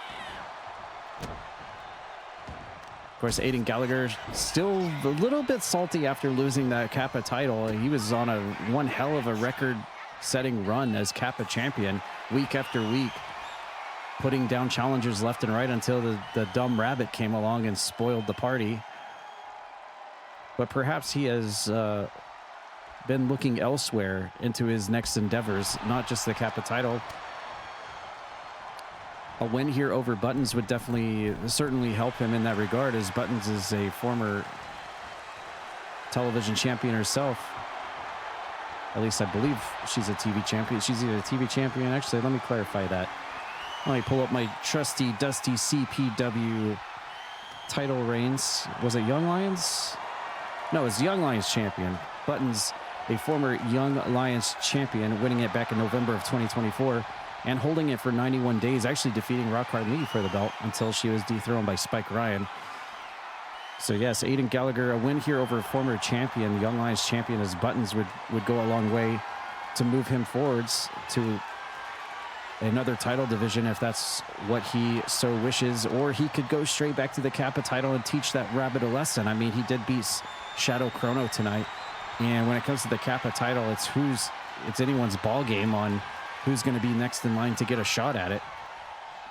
And of course, on the side of Buttons, we know that she's got a nice friendship and alliance with Feats, who is gunning Hype down to try to get that TV title back. So Buttons could definitely go in a series of different directions, whether it be going for the women's title that is currently around the waist of Asterial, that it looks like Lucinda might be getting next shot at, or going back to the Young Lions Championship, which is currently crowded at the moment when you factor in Spike Ryan being champion, AJ Jacobs, Puppy, Crow, and all the other fresh talent that are arriving on the scene of CPW. As Aiden Gallagher goes for the fist pop and tries to get the cover there on Buttons early on in the match, but it doesn't work. Ooh. Running knee lift, and oh my God, what is this?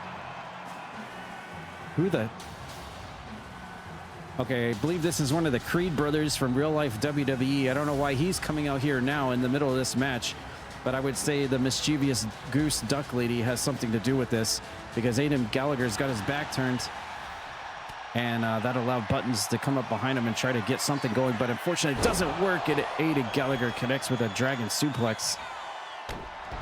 I don't know if Mama Buttons paid off that real-life WWE wrestler to come out here and distract her opponent tonight or what.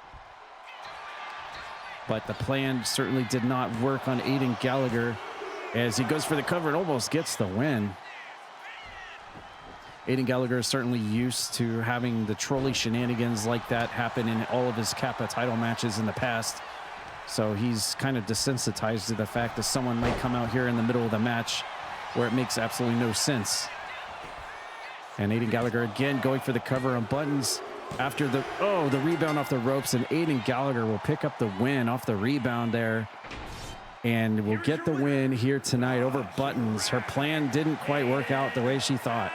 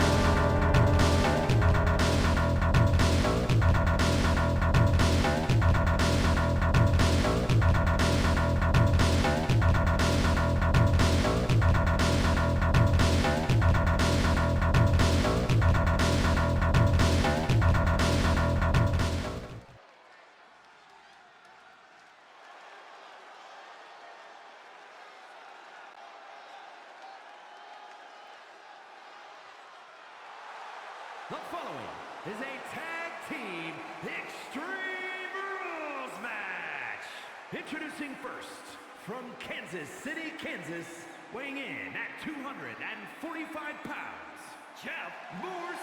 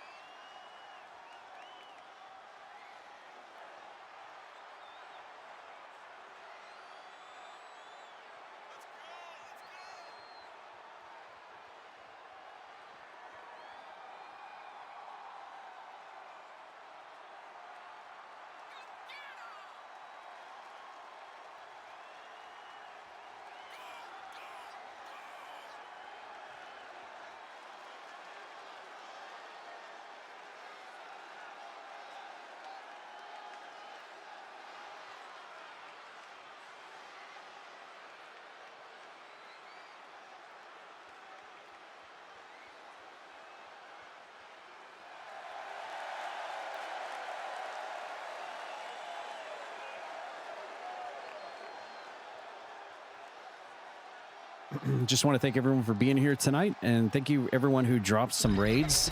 Tonight's numbers certainly help towards getting closer to that Twitch partnership. Thank you, everyone.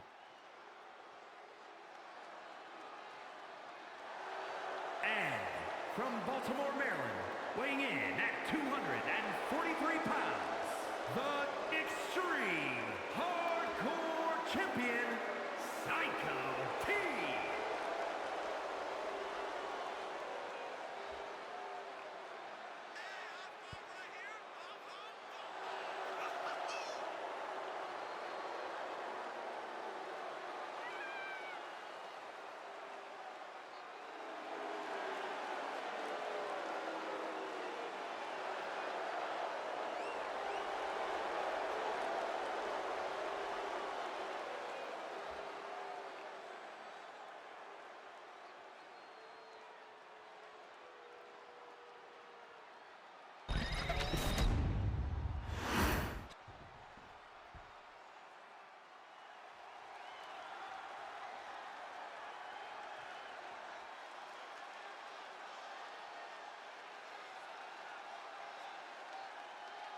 I suck!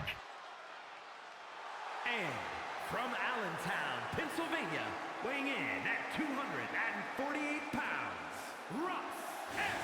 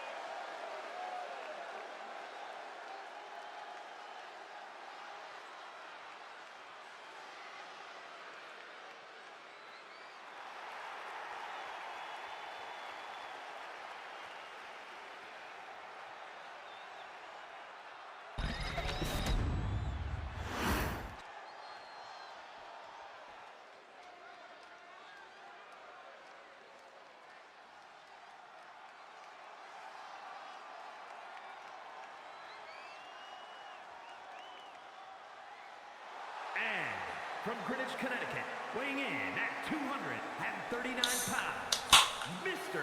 Cole!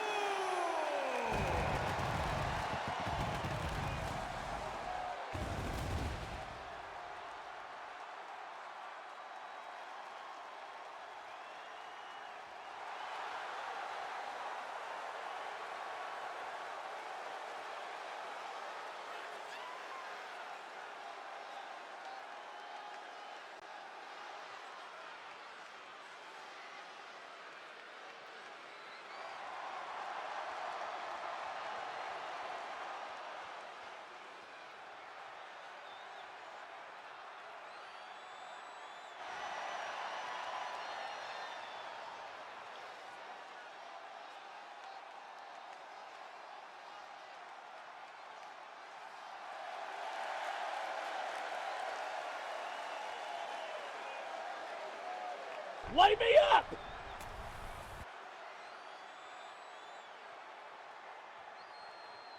Oh, yes!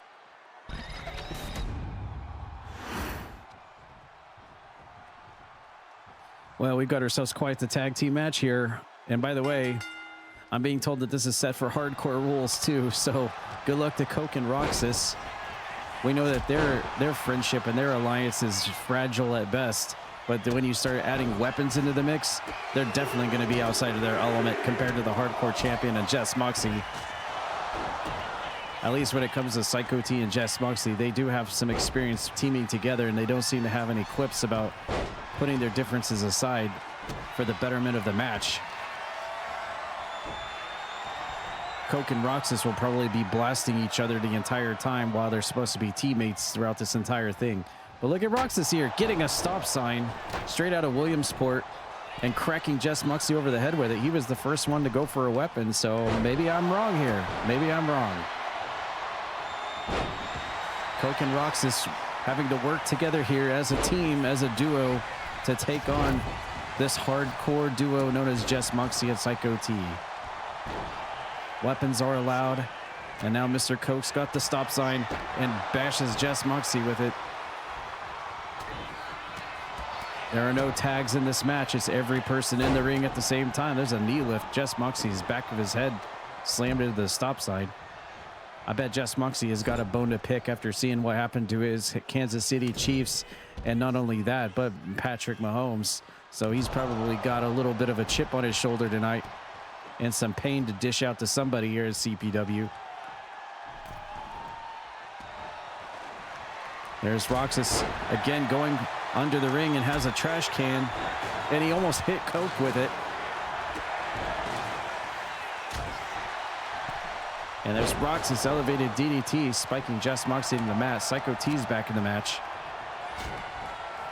Watch out with, oh, a spiraling Coke breaker onto Psycho T. He walked right into that one.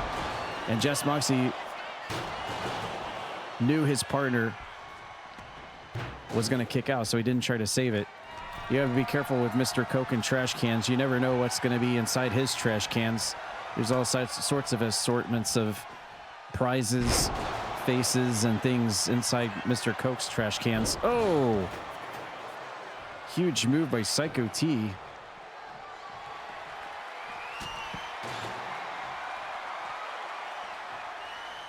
Hitting the roll of the dice.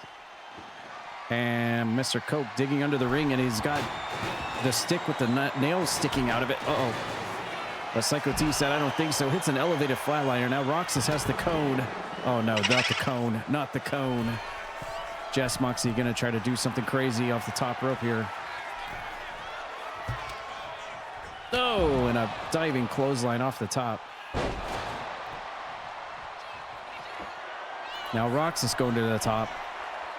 Onto Psycho T. Oh, look, he's walking the rope. Roxas with the limit break elbow. And actually connects. Going for the cover on Psycho T in the ring. Jess Muxie trying to go in and make the save. Wait, it's already over? What the heck? Roxas beating Psycho T to what? I am so confused. What just happened here? What just happened? Roxas pulled off the cheat code of the century. What the heck just happened?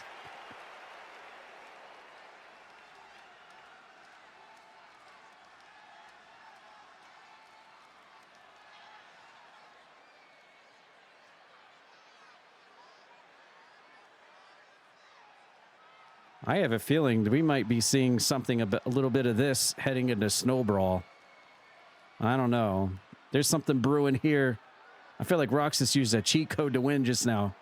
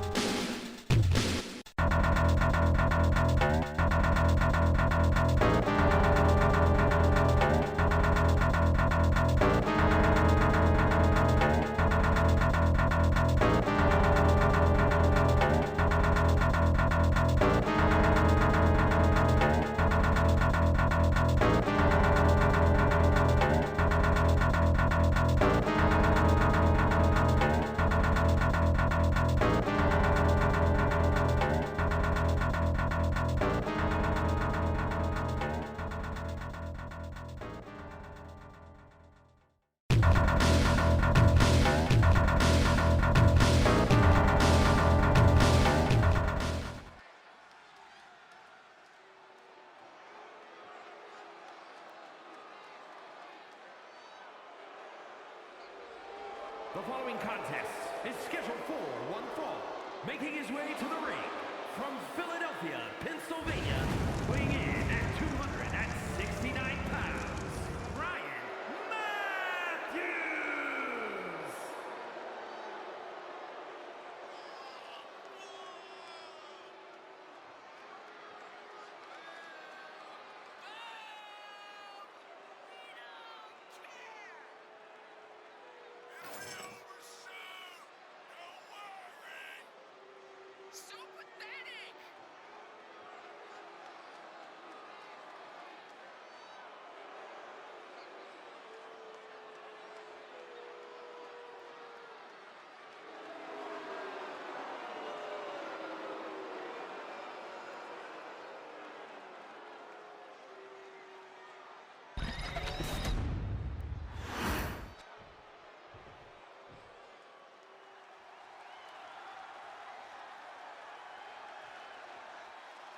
And his opponent from Toronto, Ontario, Canada, weighing in at 271 pounds, Patrick Razor.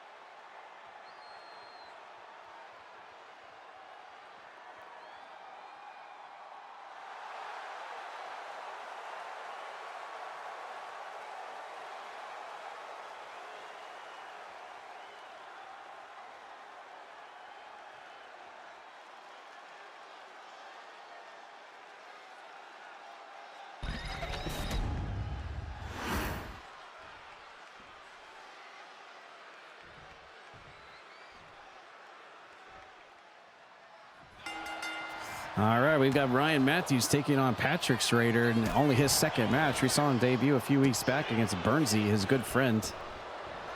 And so this is only Patrick Schrader's second match here at CPW. And these are some two pretty big boys here about to clash. Of course, we all know Ryan Matthews, the eerie and creepy guy who sticks to the shadows but has a great repertoire of hard-hitting suplexes and hard-hitting strikes. Not much really known yet about Patrick Schrader, other than that he's just a big, giant dude who reminds me of Mr. Shakedown from the Yakuza games. And he is one of the freshest faces on the CPW roster. Going to try his luck here against Ryan Matthews and throws him with a side headlock. And then sends Ryan Matthews clear of the ring. We saw Ryan Matthews compete against Leo Reigns last Tuesday in an iron knuckle match. So Ryan Matthews is probably not going to be completely 100% after going through a match type like that. Very hard-hitting, brutish match. One of the worst match types you can possibly be in the CPW. So probably Patrick Schrader is going to try to take advantage of that fact. Ooh, headbutt to the bread basket there. Standard rules apply on this one. So I'm sure they're going to start thinking about getting back into the ring, perhaps. Oh, Patrick Schrader backbreakering Ryan Matthews into the side of the ring, and nice running kick takes Patrick. Oh, Ryan Matthews tried to go insane to the outside, but nobody was there. That's a good way to bust your ass bone right there. But it looks like he's okay. He's up and walking around. That's good.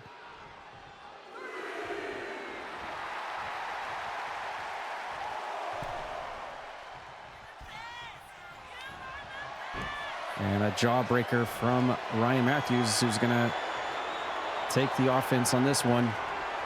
By the way, if you didn't hear the news earlier, the 2025 Croaki Awards, all the nominees have been selected. I will be posting all of those in the Discord server after tonight's stream. And this will also go towards the CPW Golden Rope Awards for 2025, where we will see I'll be posting the nominees for such categories throughout the year for Croakitoad Pro Wrestling.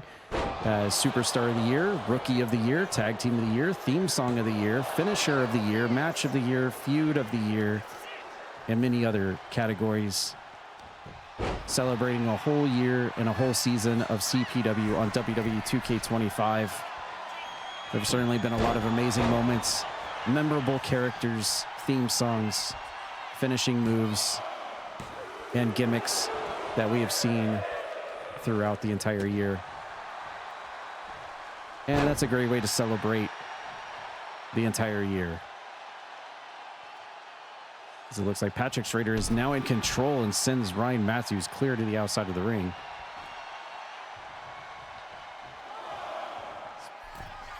Uh-oh.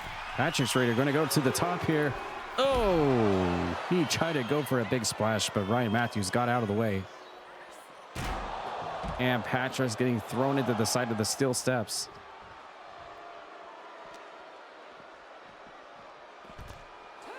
This fight is just going all over the place. Ryan Matthews in a bad spot there, and he gets thrown off the top. Pounding away at the face. Patrick Schrader showing that he's not scared or afraid of Ryan Matthews and his eerie aura. And now Ryan Matthews set and locked ready for a finisher. It could be that guillotine choke. No, oh my God. Turns a giant man like Patrick Schrader inside out with a short arm clothesline, but it's not enough to put him away. Ryan Matthews certainly with some of the most hardest hitting and most powerful moves on the CPW roster. Here comes Patrick Schrader. He's got him up on the shoulders. Ooh, caught him. Oh my goodness, that's a good way to snap a C1 right there.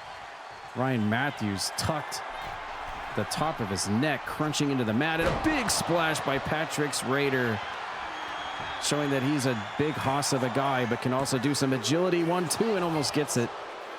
That's what I'm talking about.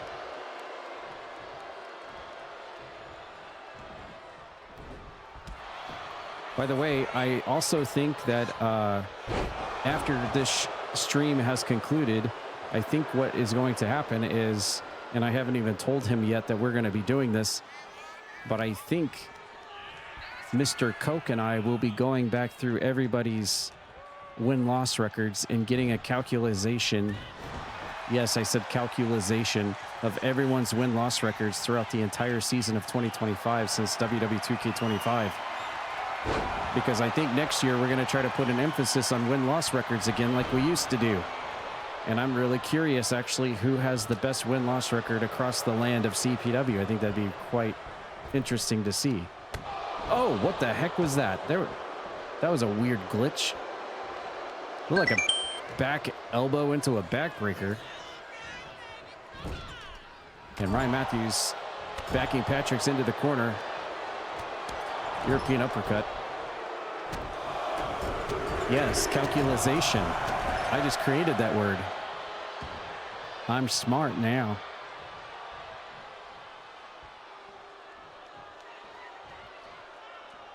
Roxas could very well be at the top of the leaderboards when it comes to I feel like he's definitely won more matches than he's lost, to be honest. But we shall see when we go back and dig through all those results. Ryan Matthews now backing up into the corner. This could be, oh, here's that front face lock, that guillotine choke. Oh, it's a good thing Patrick was in the ropes. Hitting a rope break. Oh, nice move. Iranagi by Ryan Matthews. Trying to stay on top of things here. And now a belly-to-belly suplex. Man, Ryan Matthews, what the hell is this? Is this Seth Rollins?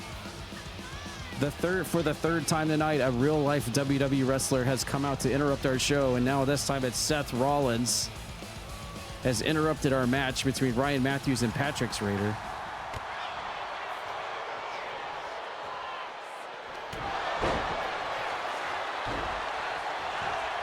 And Patrick Schrader is going to try to take advantage of the Seth Rollins distraction, and he gets it. I can't believe it. Seth Rollins comes out from WWE and interrupts our show tonight, allowing Patrick Schrader to get a huge underdog upset win over the veteran Ryan Matthews in this matchup. That's a huge win in only Patrick Schrader's second match at CPW.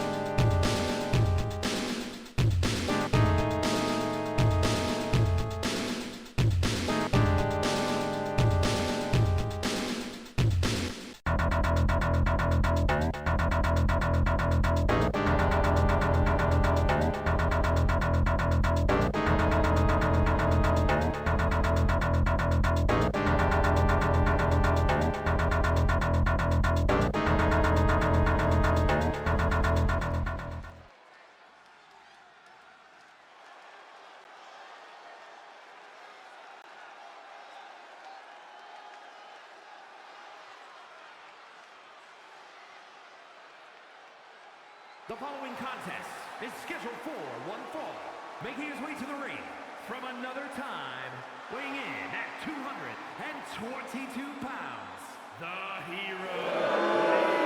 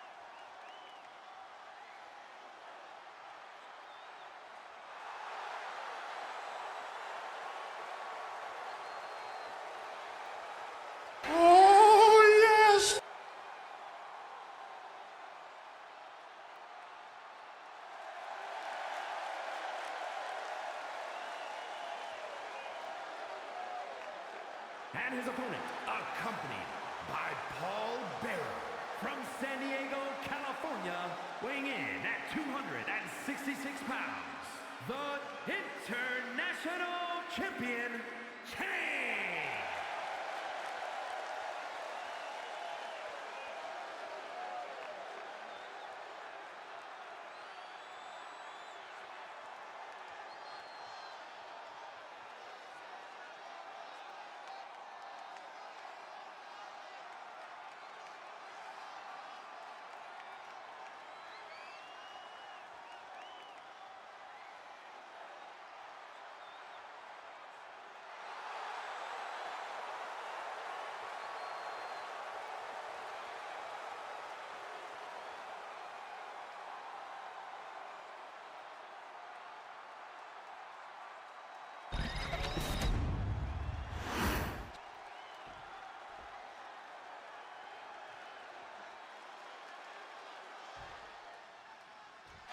Okay, we've got ourselves quite the interesting match here. Ooh, Linky right out of the gate hits Chain with an enziguri, but he fires back with a crossbody.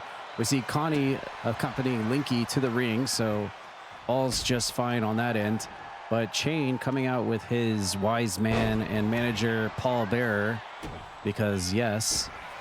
But also another familiar face coming out with Chain, not so much that they're allied together, but more so for the fact that Miles has a little bit of the skin in the game when it comes to this match.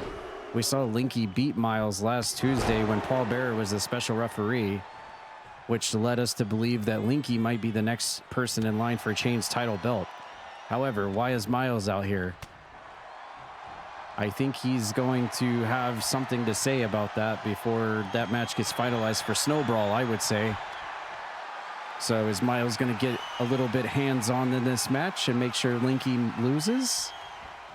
Which sets everything back to, oh, what did I just say? And there's Miles right there, messing around with the match. He's going to try to want to help Chain win so that Linky loses this match, so that his win over him last Tuesday basically means nothing. I believe that that is the mindset of Miles in this match, coming out at ringside for Chain. But we will see how this one pans out. There's Linky with a springboard dropkick. Takes Chain off his feet, now a leg hook. What? The referee just got... Oh, Miles pulled the referee out. Miles yanked the referee out of the ring. Whoa. Wow. Wow. Miles grabbing the referee's leg and completely pulling her out of the ring while she's going for the cover.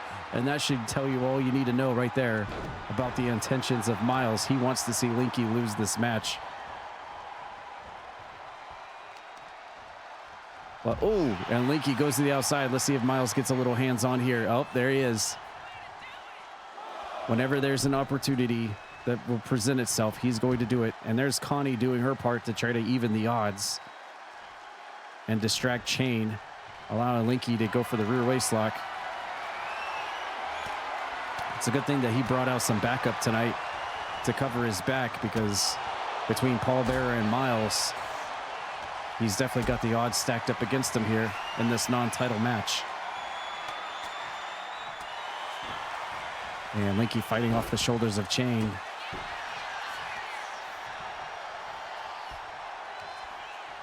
Here comes Chain. What's this? Oh, jabs him with a thumb. Well, he's got him in the side headlock position. Goes for the cover now. 1-2, almost gets it.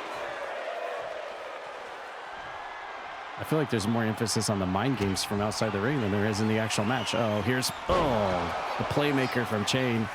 One of his finishing maneuvers. On to Linky. Is that going to do it? No. Almost got him. Chain almost getting the 1-2-3 over Linky here after one of his finishing moves. And Chain getting caught by Linky's legs. And now Linky's going to try to get the momentum back on his side. But look at this. The distraction from Miles at ringside opens it all up. And that's the reason why Miles came out here. That is exactly why Miles came out here. And Linky off the ropes. Chain missing the drop kick.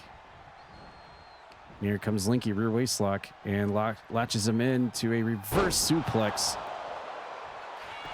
Now Linky going for the cover after that. Oh, and the referee gets yanked out of the ring again by Miles. Oh my God. I think Miles is about to be ejected from ringside. I have never seen that before. Oh my God. Miles is about to push his luck on the referee here. No, she is, yep, Miles is gone.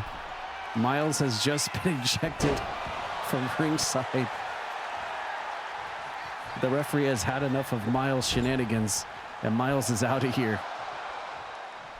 But the damage has been done. He saved Chain twice in this match. So Chain can thank him for that. But here comes Linky firing back. And Linky's going to back up to the corner. Maybe looking for rupee roll finisher here. And he caught him. And he's right next to Paul Bearer, too. He's got the cover. Is Linky going to do it? 1-2. No. Kicks out. I'm surprised Paul Bearer didn't do anything to interfere. He's got the neck hold cinched in.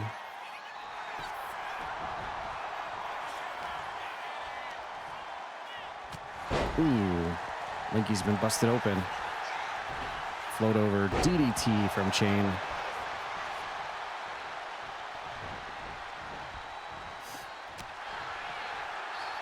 Oh yes, Coke's got it right. Springboard crossbody.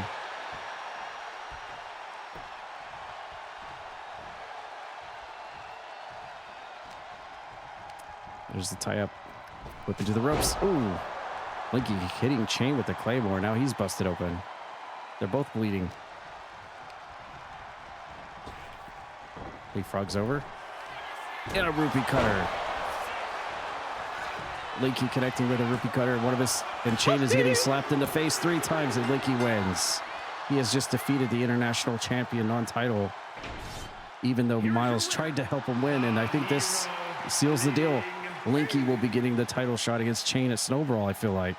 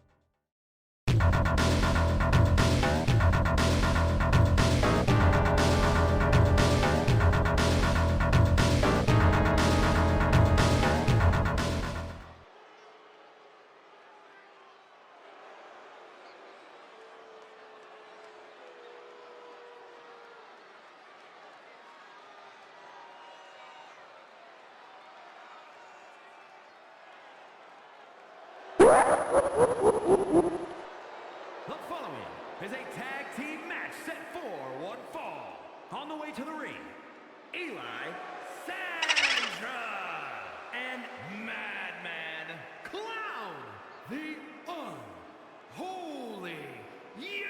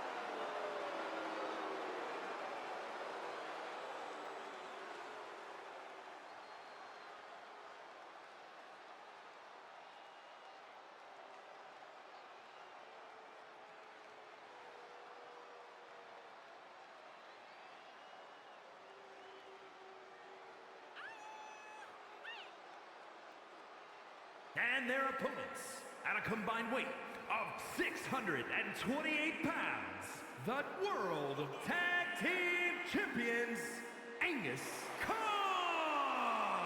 and Welch the Monster, the Bludgeon Brothers.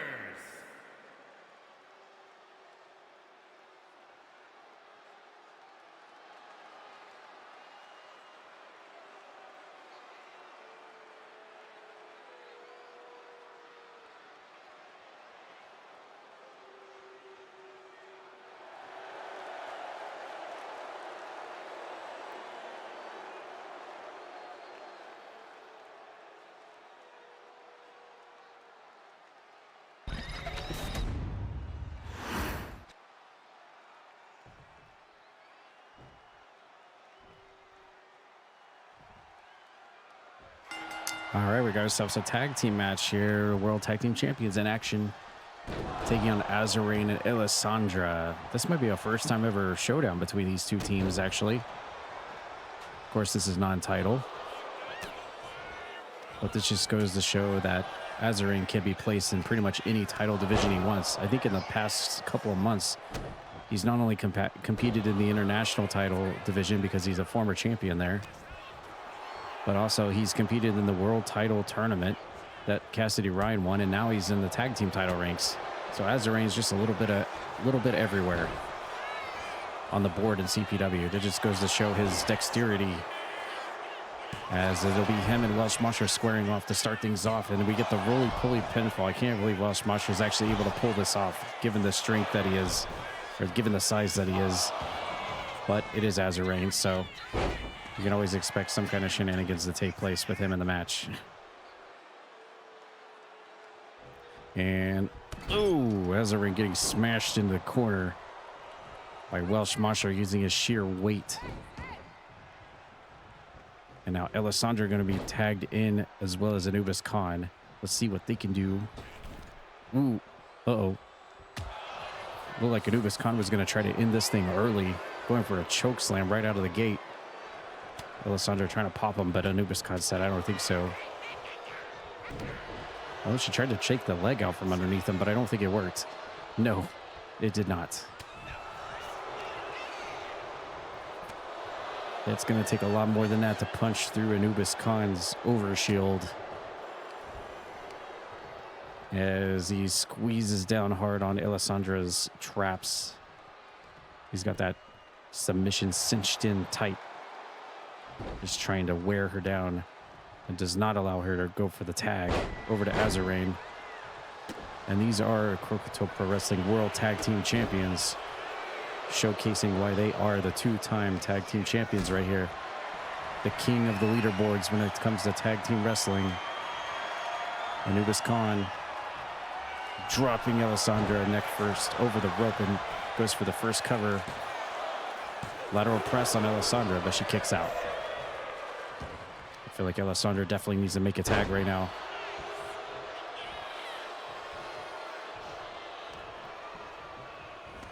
Rolls out of that grapple attempt. And, oh, Anubis Khan picks her up and just slams her back down to the mat. Chop to the throat. I have to hand it to Elissandra, though. She's staying in there toe for toe. She's not scared, and she's not backing down to Anubis Khan, but she gets hit with the brick wall.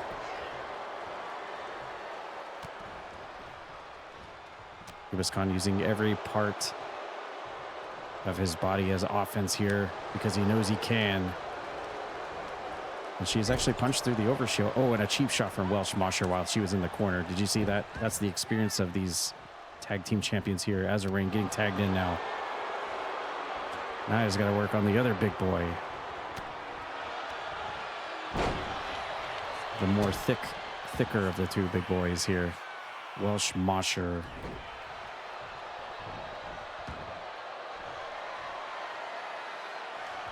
And, uh-oh. Ooh, inside out lariat. AzurRayne getting the brunt of that one. Mosher going for the cover. It's a good thing he was able to raise his shoulder up because I don't think Elissandra would have made it in time. Goes for it again. Welsh Mosher now putting his, well, changed his mind. I guess the referee saw it that time. Ooh, knee lift. Whoa, that was a blind tag. I don't think Anubis Khan was ready for that tag. That was interesting. AzurRayne trying to fire back here. Hits a sleeper slam. And now Anubis Khan carrying AzurRayne around by his shoulders.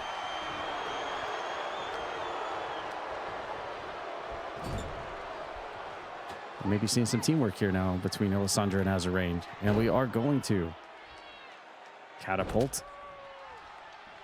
And here comes the elbow drop backbreaker combination. AzurRayne and Elissandra showing that they have some teamwork abilities as well.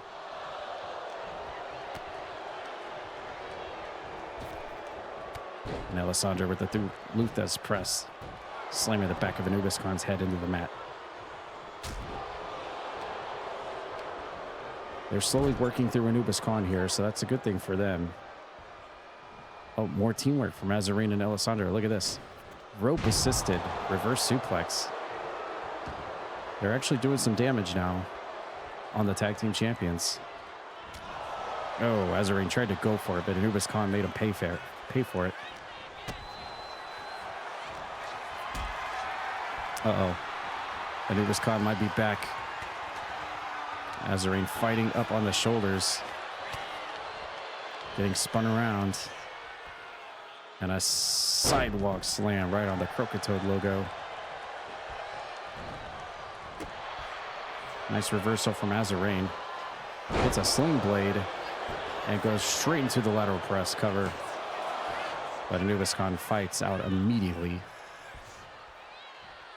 Looked like he was going to try to tag in Welsh Mosher, but AzurRayne was ready for him. Reverse Irish whip. This is a good time for Anubis Khan to make a tag, I would say. And he does so. No, he doesn't. Oh, goes for the big pancake splash in the corner. And now he's going to go for the tag. And now the fresher of the two tag team champions are back in. Welsh Mosher. One of the biggest boys on the entire roster right here. Uh-oh. There you see it. Uh-oh. Oh, he's got AzurRayne up, choking him out.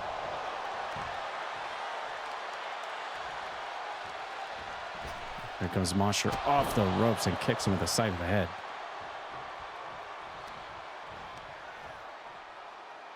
And now working the leg. Oh, look at that. AzurRayne kips right back up to his feet. Getting whipped into the ropes. Ooh, and runs into the brick wall of the Welshman. Elissandra comes in to make the save for her team, though.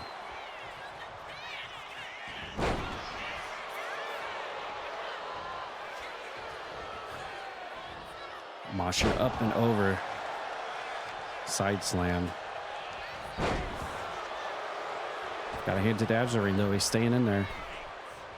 He's just about punched through Mosher's overshield. See if he can do it. Just a few more hits there. Oof. Rough kidney punch, taking AzurRayne off his feet. Here comes Mosher. Oh, no. Oh, turns AzurRayne inside out with a strong arm lariat. And now goes for the cover. I think this... No, AzurRayne showing his wherewithal. I think Mosher's a little upset. He thought he had him there. Now working the arm. Mosher trying to contain and keep AzurRayne down on the mat. He thought he had him right there. I thought he almost had him there. But AzurRayne showing that he's still got a few more bags of tricks in his bags. Ooh, just stepping his full weight onto AzurRayne while he's down. Here comes Mosher off the ropes. Oh, and AzurRayne takes the legs out from underneath him. Good move there from AzurRayne. Spins him around. Rear waist lock. STO into the mat. And AzurRayne took a whole heaping bunch of damage there. Has tagged in Elissandra, who fires back with a big, what was that, a knee lift or a Superman punch? I'm not sure.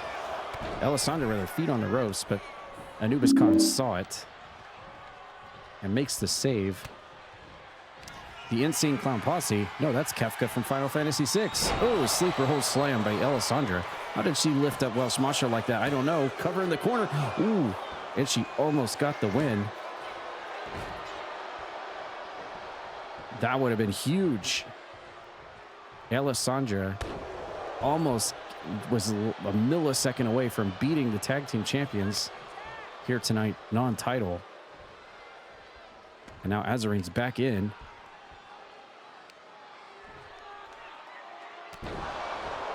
Working on the quads of Welsh Mosher. AzurRayne off the middle rope with the axe handle. And lateral press into the cover on Welsh Mosher, but he kicks out.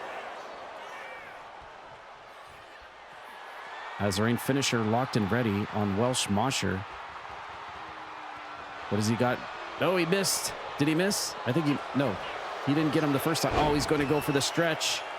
He's going to go for the torturous stretch. The Kefka stretch on Mosher. Oh, no. He's stretching him. Oh, he was just too big. Too big of a mass of a man to actually utilize the most of that submission hold. He just couldn't get it all off. Instead relies on a springboard drop kick. Any normal sized individual probably would have tapped out right there. But the Welsh Mosher is so big, so ginormous. Couldn't get the submission. Elissandra hitting the top rope moonsault. And we see a very rapid succession of tags here between AzurRayne and Elissandra. This is Tag Team Wrestling 101. Isolate and make consistent tags. Mosher kind of needs to make a tag, actually. Another springboard dropkick, and there it is. Oh, yeah, there it is. A tag made. Anubis Khan is back in. AzurRayne up the double trolley feet to the face, and now both tag team champions are down.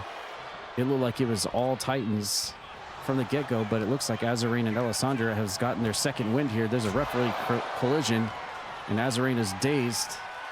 Because of it, a release suplex by Anubis Khan.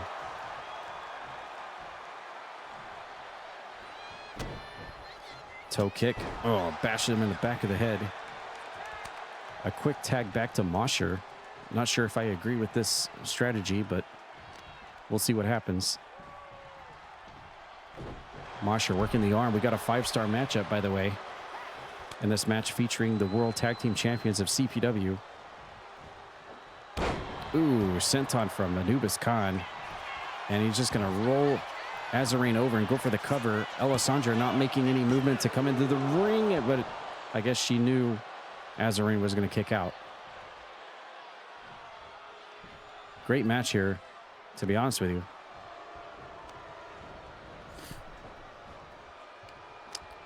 And, ooh, AzurRayne using the rope. And then hits a tope onto Anubis Khan. And a whip, no, reversed. AzurRayne reversing that. Pops him, turns him around, spins him around, goes for the submission again on Anubis Khan.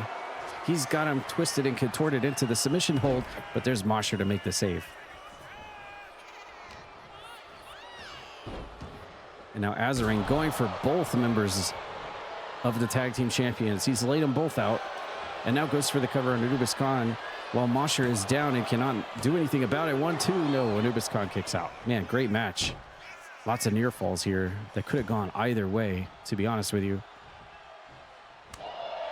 Here comes AzurRayne continuing with his offense. And it's a backdrop onto Anubis Khan. And the Welsh Mosher's back in. He gets reverse Irish whipped, and AzurRayne connects with the sling blade. And a tag made. Elissandra's now back in. And Elissandra with the drop kick, sending Mosher clear out of the ring.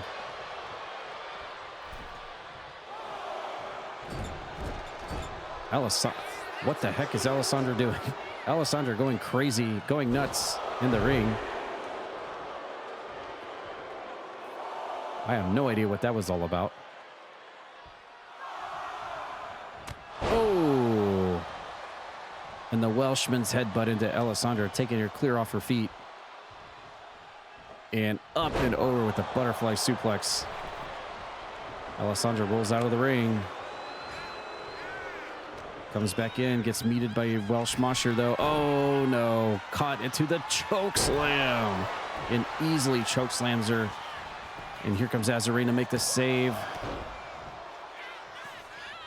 Ensuring that the match will continue. Man, this has turned into actually quite the match. Really good match here. Cheap shot from Anubis Khan. And Welsh Mosher taking Elissandra head first to the turnbuckle pad. Tag made, and now Anubis Khan is in. Oh, and she gets bopped to the outside. And who's next? AzurRayne. And he gets one. Everybody gets one. Anubis Khan going after the not legal person in the match. What the heck is... Oh, my God. Oh, I thought for a second he was going to...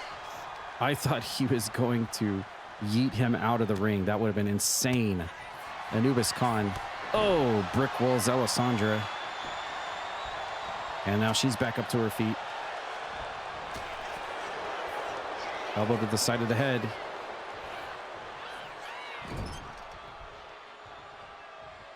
And going to run into the corner, missing the forearm. Anubis Khan back in control. Rear waistlock. Oh! Pops her in the throat. Goes for the cover now. Lateral press. Elissandra might be in trouble. No, she kicks out. Wow. This is quite crazy. Anubis Khan going straight back to it again, but she immediately kicks out. Man.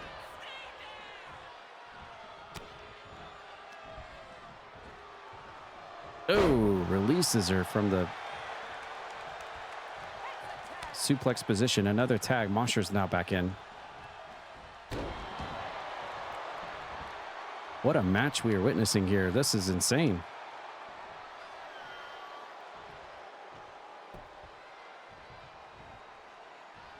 Uh-oh, Mosher setting something up. Oh, nothing fancy about that. Just a good old kick to the face, and then followed by a lariat. Choking the life out of Elissandra while she's on the mat.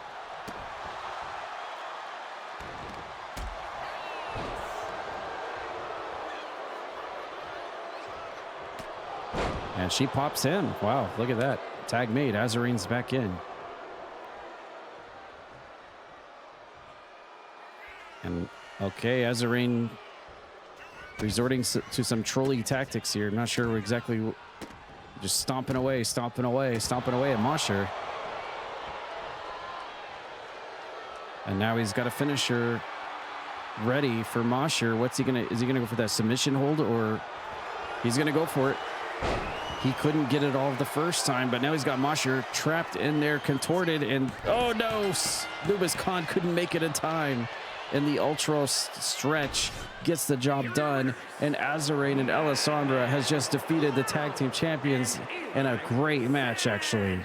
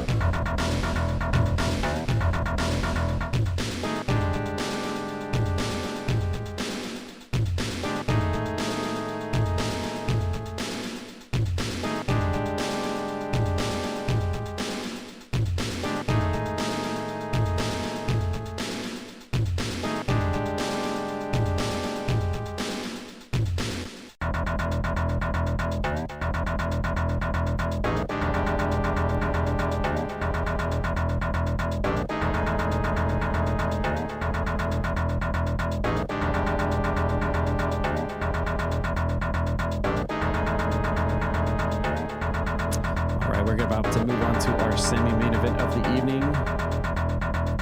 Appreciate everyone being here tonight, checking out this week's CPW. Let's get on to our semi-main event.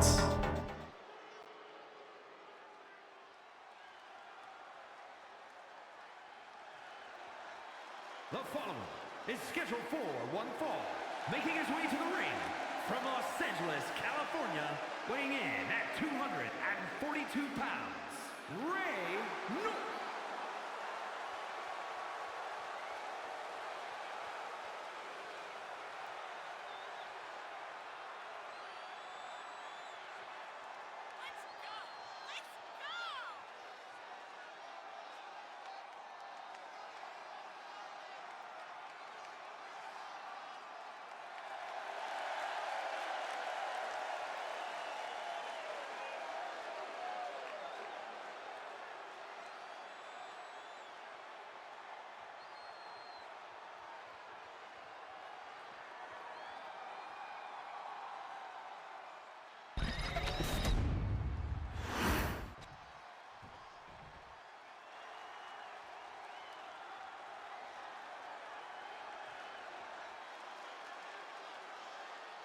And his opponent from Dallas, Texas, weighing in at 150 pounds, Juan B.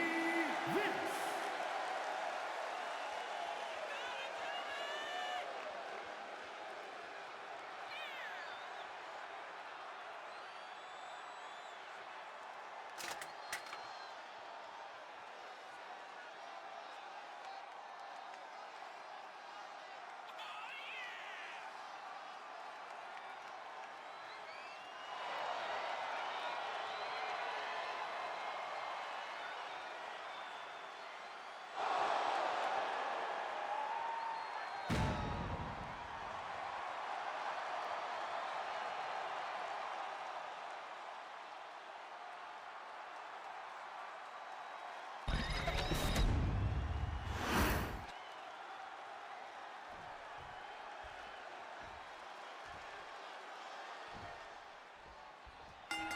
All right, here we go. We've got Gumby Vince taking on Raynor in our semi-main event of the evening.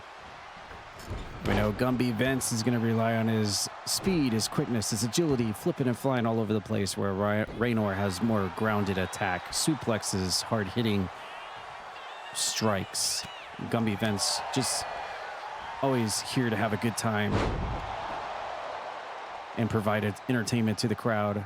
Also a consistent character that we see at QuakeCon every year for the Croakitoad community. Here comes Gumby Vince now going off the top. Oh my God, a guillotine leg drop to the outside onto Raynor. He thought he was going to be safe on the outside. There is no safe haven for Gumby Vince when you're fighting Gumby Vince, because he will flip and fly and go all over the place. And now the referee's having to hold him back.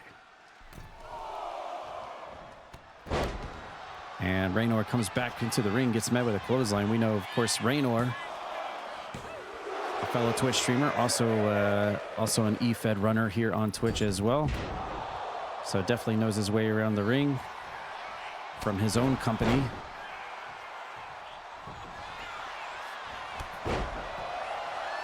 Gumby Vince firing things up on all cylinders here. A couple of clotheslines and a super kick. Raynor kicks up to his feet.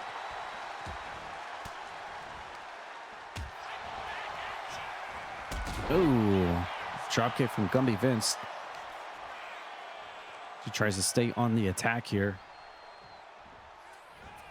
Here he comes. Oh, he's doing the shaky shakies, but Raynor rolled out of the way. Wow. The knee drop fails. Nice drop kick from Raynor.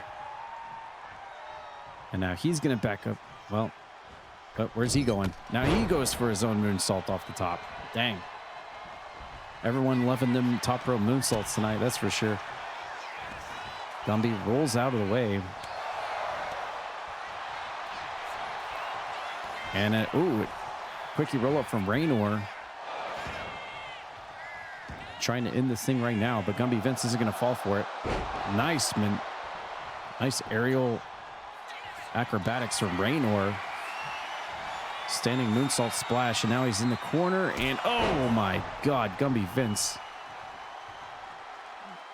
getting kicked in the side of the face, and now Raynor going for the exposed steel buckle, telling Gumby Vince to get to his feet again. Is he going to go for it again? Oh, discus lariat. Wow, if the kick didn't do it, the discus double lariat sure probably did. No, it didn't. Wow, I'm sure if you look at Gumby Vince's face right now, he's probably got a dent, an imprint and a dent in the side of it right now. But that's, oh my. What the heck is going on now? Raynor hitting the double discus lariat again on Gumby Vince, and now some music is playing. How many times are we going to get interrupted by WWE tonight? Who is this? What the hell? What is JD McDonough doing here? Oh my God, and Gumby Vince. What? This is the fourth time tonight. And while the member of the Judgment Day almost came out here and ruined the party for Raynor, as the WWE continues to troll us on this week's CPW. I have no idea why JD McDonald's came out here to help Gumby Vince. I guess he garnered sympathy for him after getting hammered by Raynor with 3 finishers back-to-back. But it definitely saved his life, as now the match will continue on courtesy of that interference. And now Gumby Vince going for the shaky shakies that time and actually connects. And now Raynor could be in big trouble here. What's this? Uh-oh. Oh, I think Gumby Vince was going to go for something, but Raynor caught it. Hits him with an elevated power slam. Here comes Raynor, up and over, missed. Another missed tope.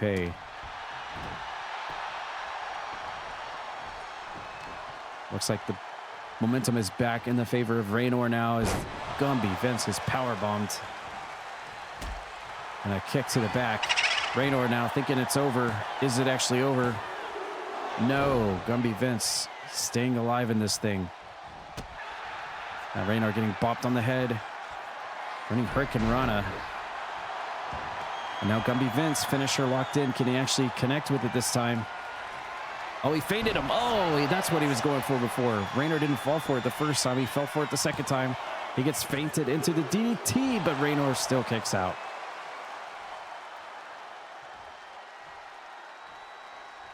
The Gumby Vince feint DDT did the trick the second time, but didn't get him the win. Springboard clothesline. Raynor rolls out. And comes back in. He misses the discus again. He was going to try to end it right there. Oh, Gumby Vince. Thanks. Much appreciated. Who's got all the wacky, zany moves, it seems like. And Raynor connected with it. Going for the cover now after the fact. Thank you for the gift sub. AzurRayne to a more blade, and that's it. Raynor will pick up the win tonight in our semi-main event.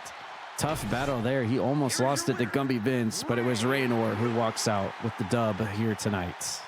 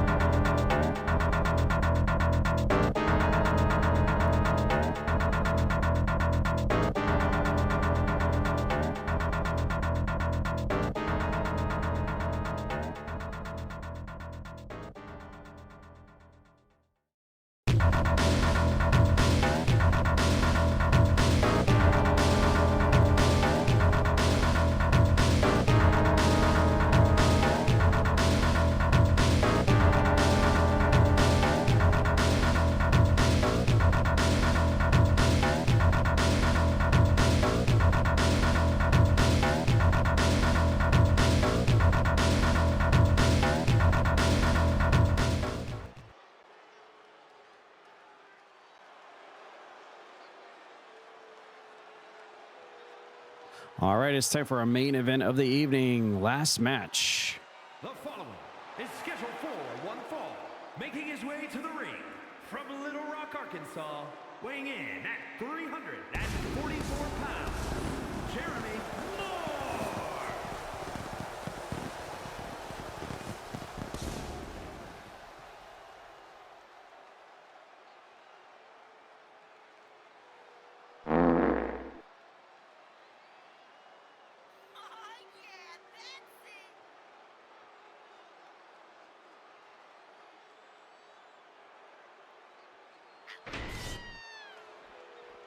Oh, of course. Well, well, there you go. The corporation was out here ready for him, and this will be our main event of the evening.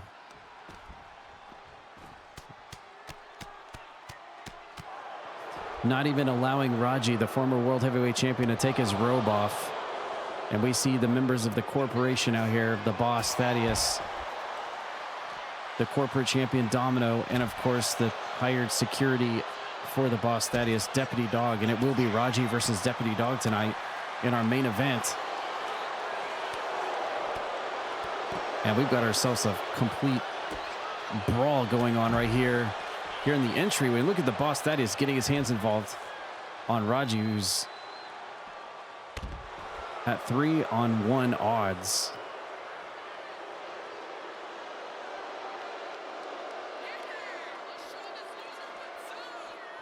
Well, it's nice that they were allowed RAJI to take his robe off so that this match can start.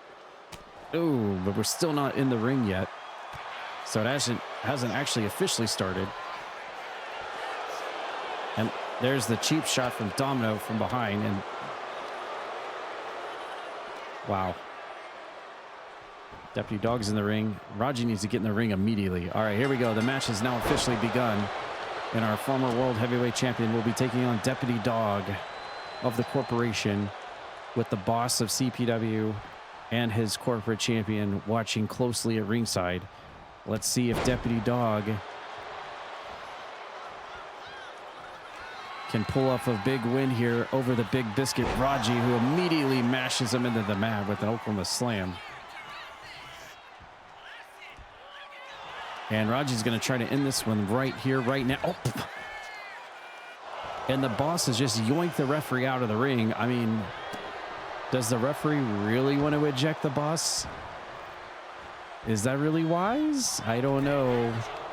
It's almost like Domino grabbed one leg of the referee and Thaddeus grabbed the other leg of the referee, and they yoinked her out at the same time. That was pretty funny, actually.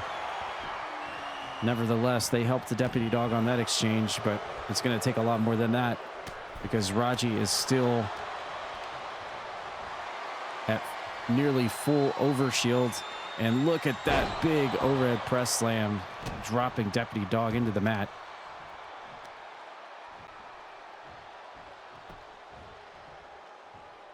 And RAJI now going off the ropes and kicks the Dawg in the side of the head.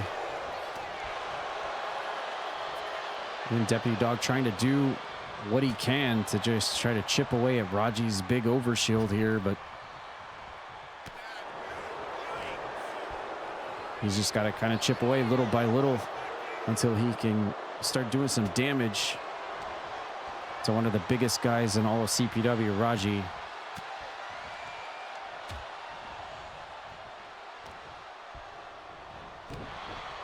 Deputy Dawg looked like he went for a cross chop to the throat. Oh, and he lifts him up. Nice. Oh, Deputy Dawg going for the dog headbutt. And it looks like he has finally actually punched through RAJI's defenses. And there's a Dogman slam. One of Deputy Dawg's finishing maneuvers onto RAJI. Is that going to be enough, though? No. RAJI powering out before the 3 count. And RAJI countering out of Deputy Dawg's next move. And now stuffs him. And a running power bomb. And RAJI getting distracted by Thaddeus, the boss, at ringside.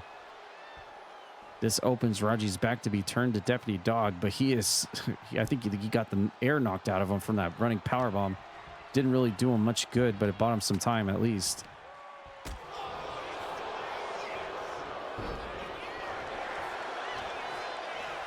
And here comes RAJI with a hammering blow to the back of the head and a headbutt to Deputy Dawg. And now RAJI's got a finisher ready. He's going to go for that Oklahoma slam. This is the move that won him the World Heavyweight title over Grimm. And Deputy Dawg in a bad way right here. 1, 2, 3. And it doesn't matter what Domino and Thaddeus do on the other side of the ring. RAJI makes quick work of Deputy Dawg here tonight, showing that he should still be at the top of the leaderboards here in CPW, despite the corporation's best efforts to stop him.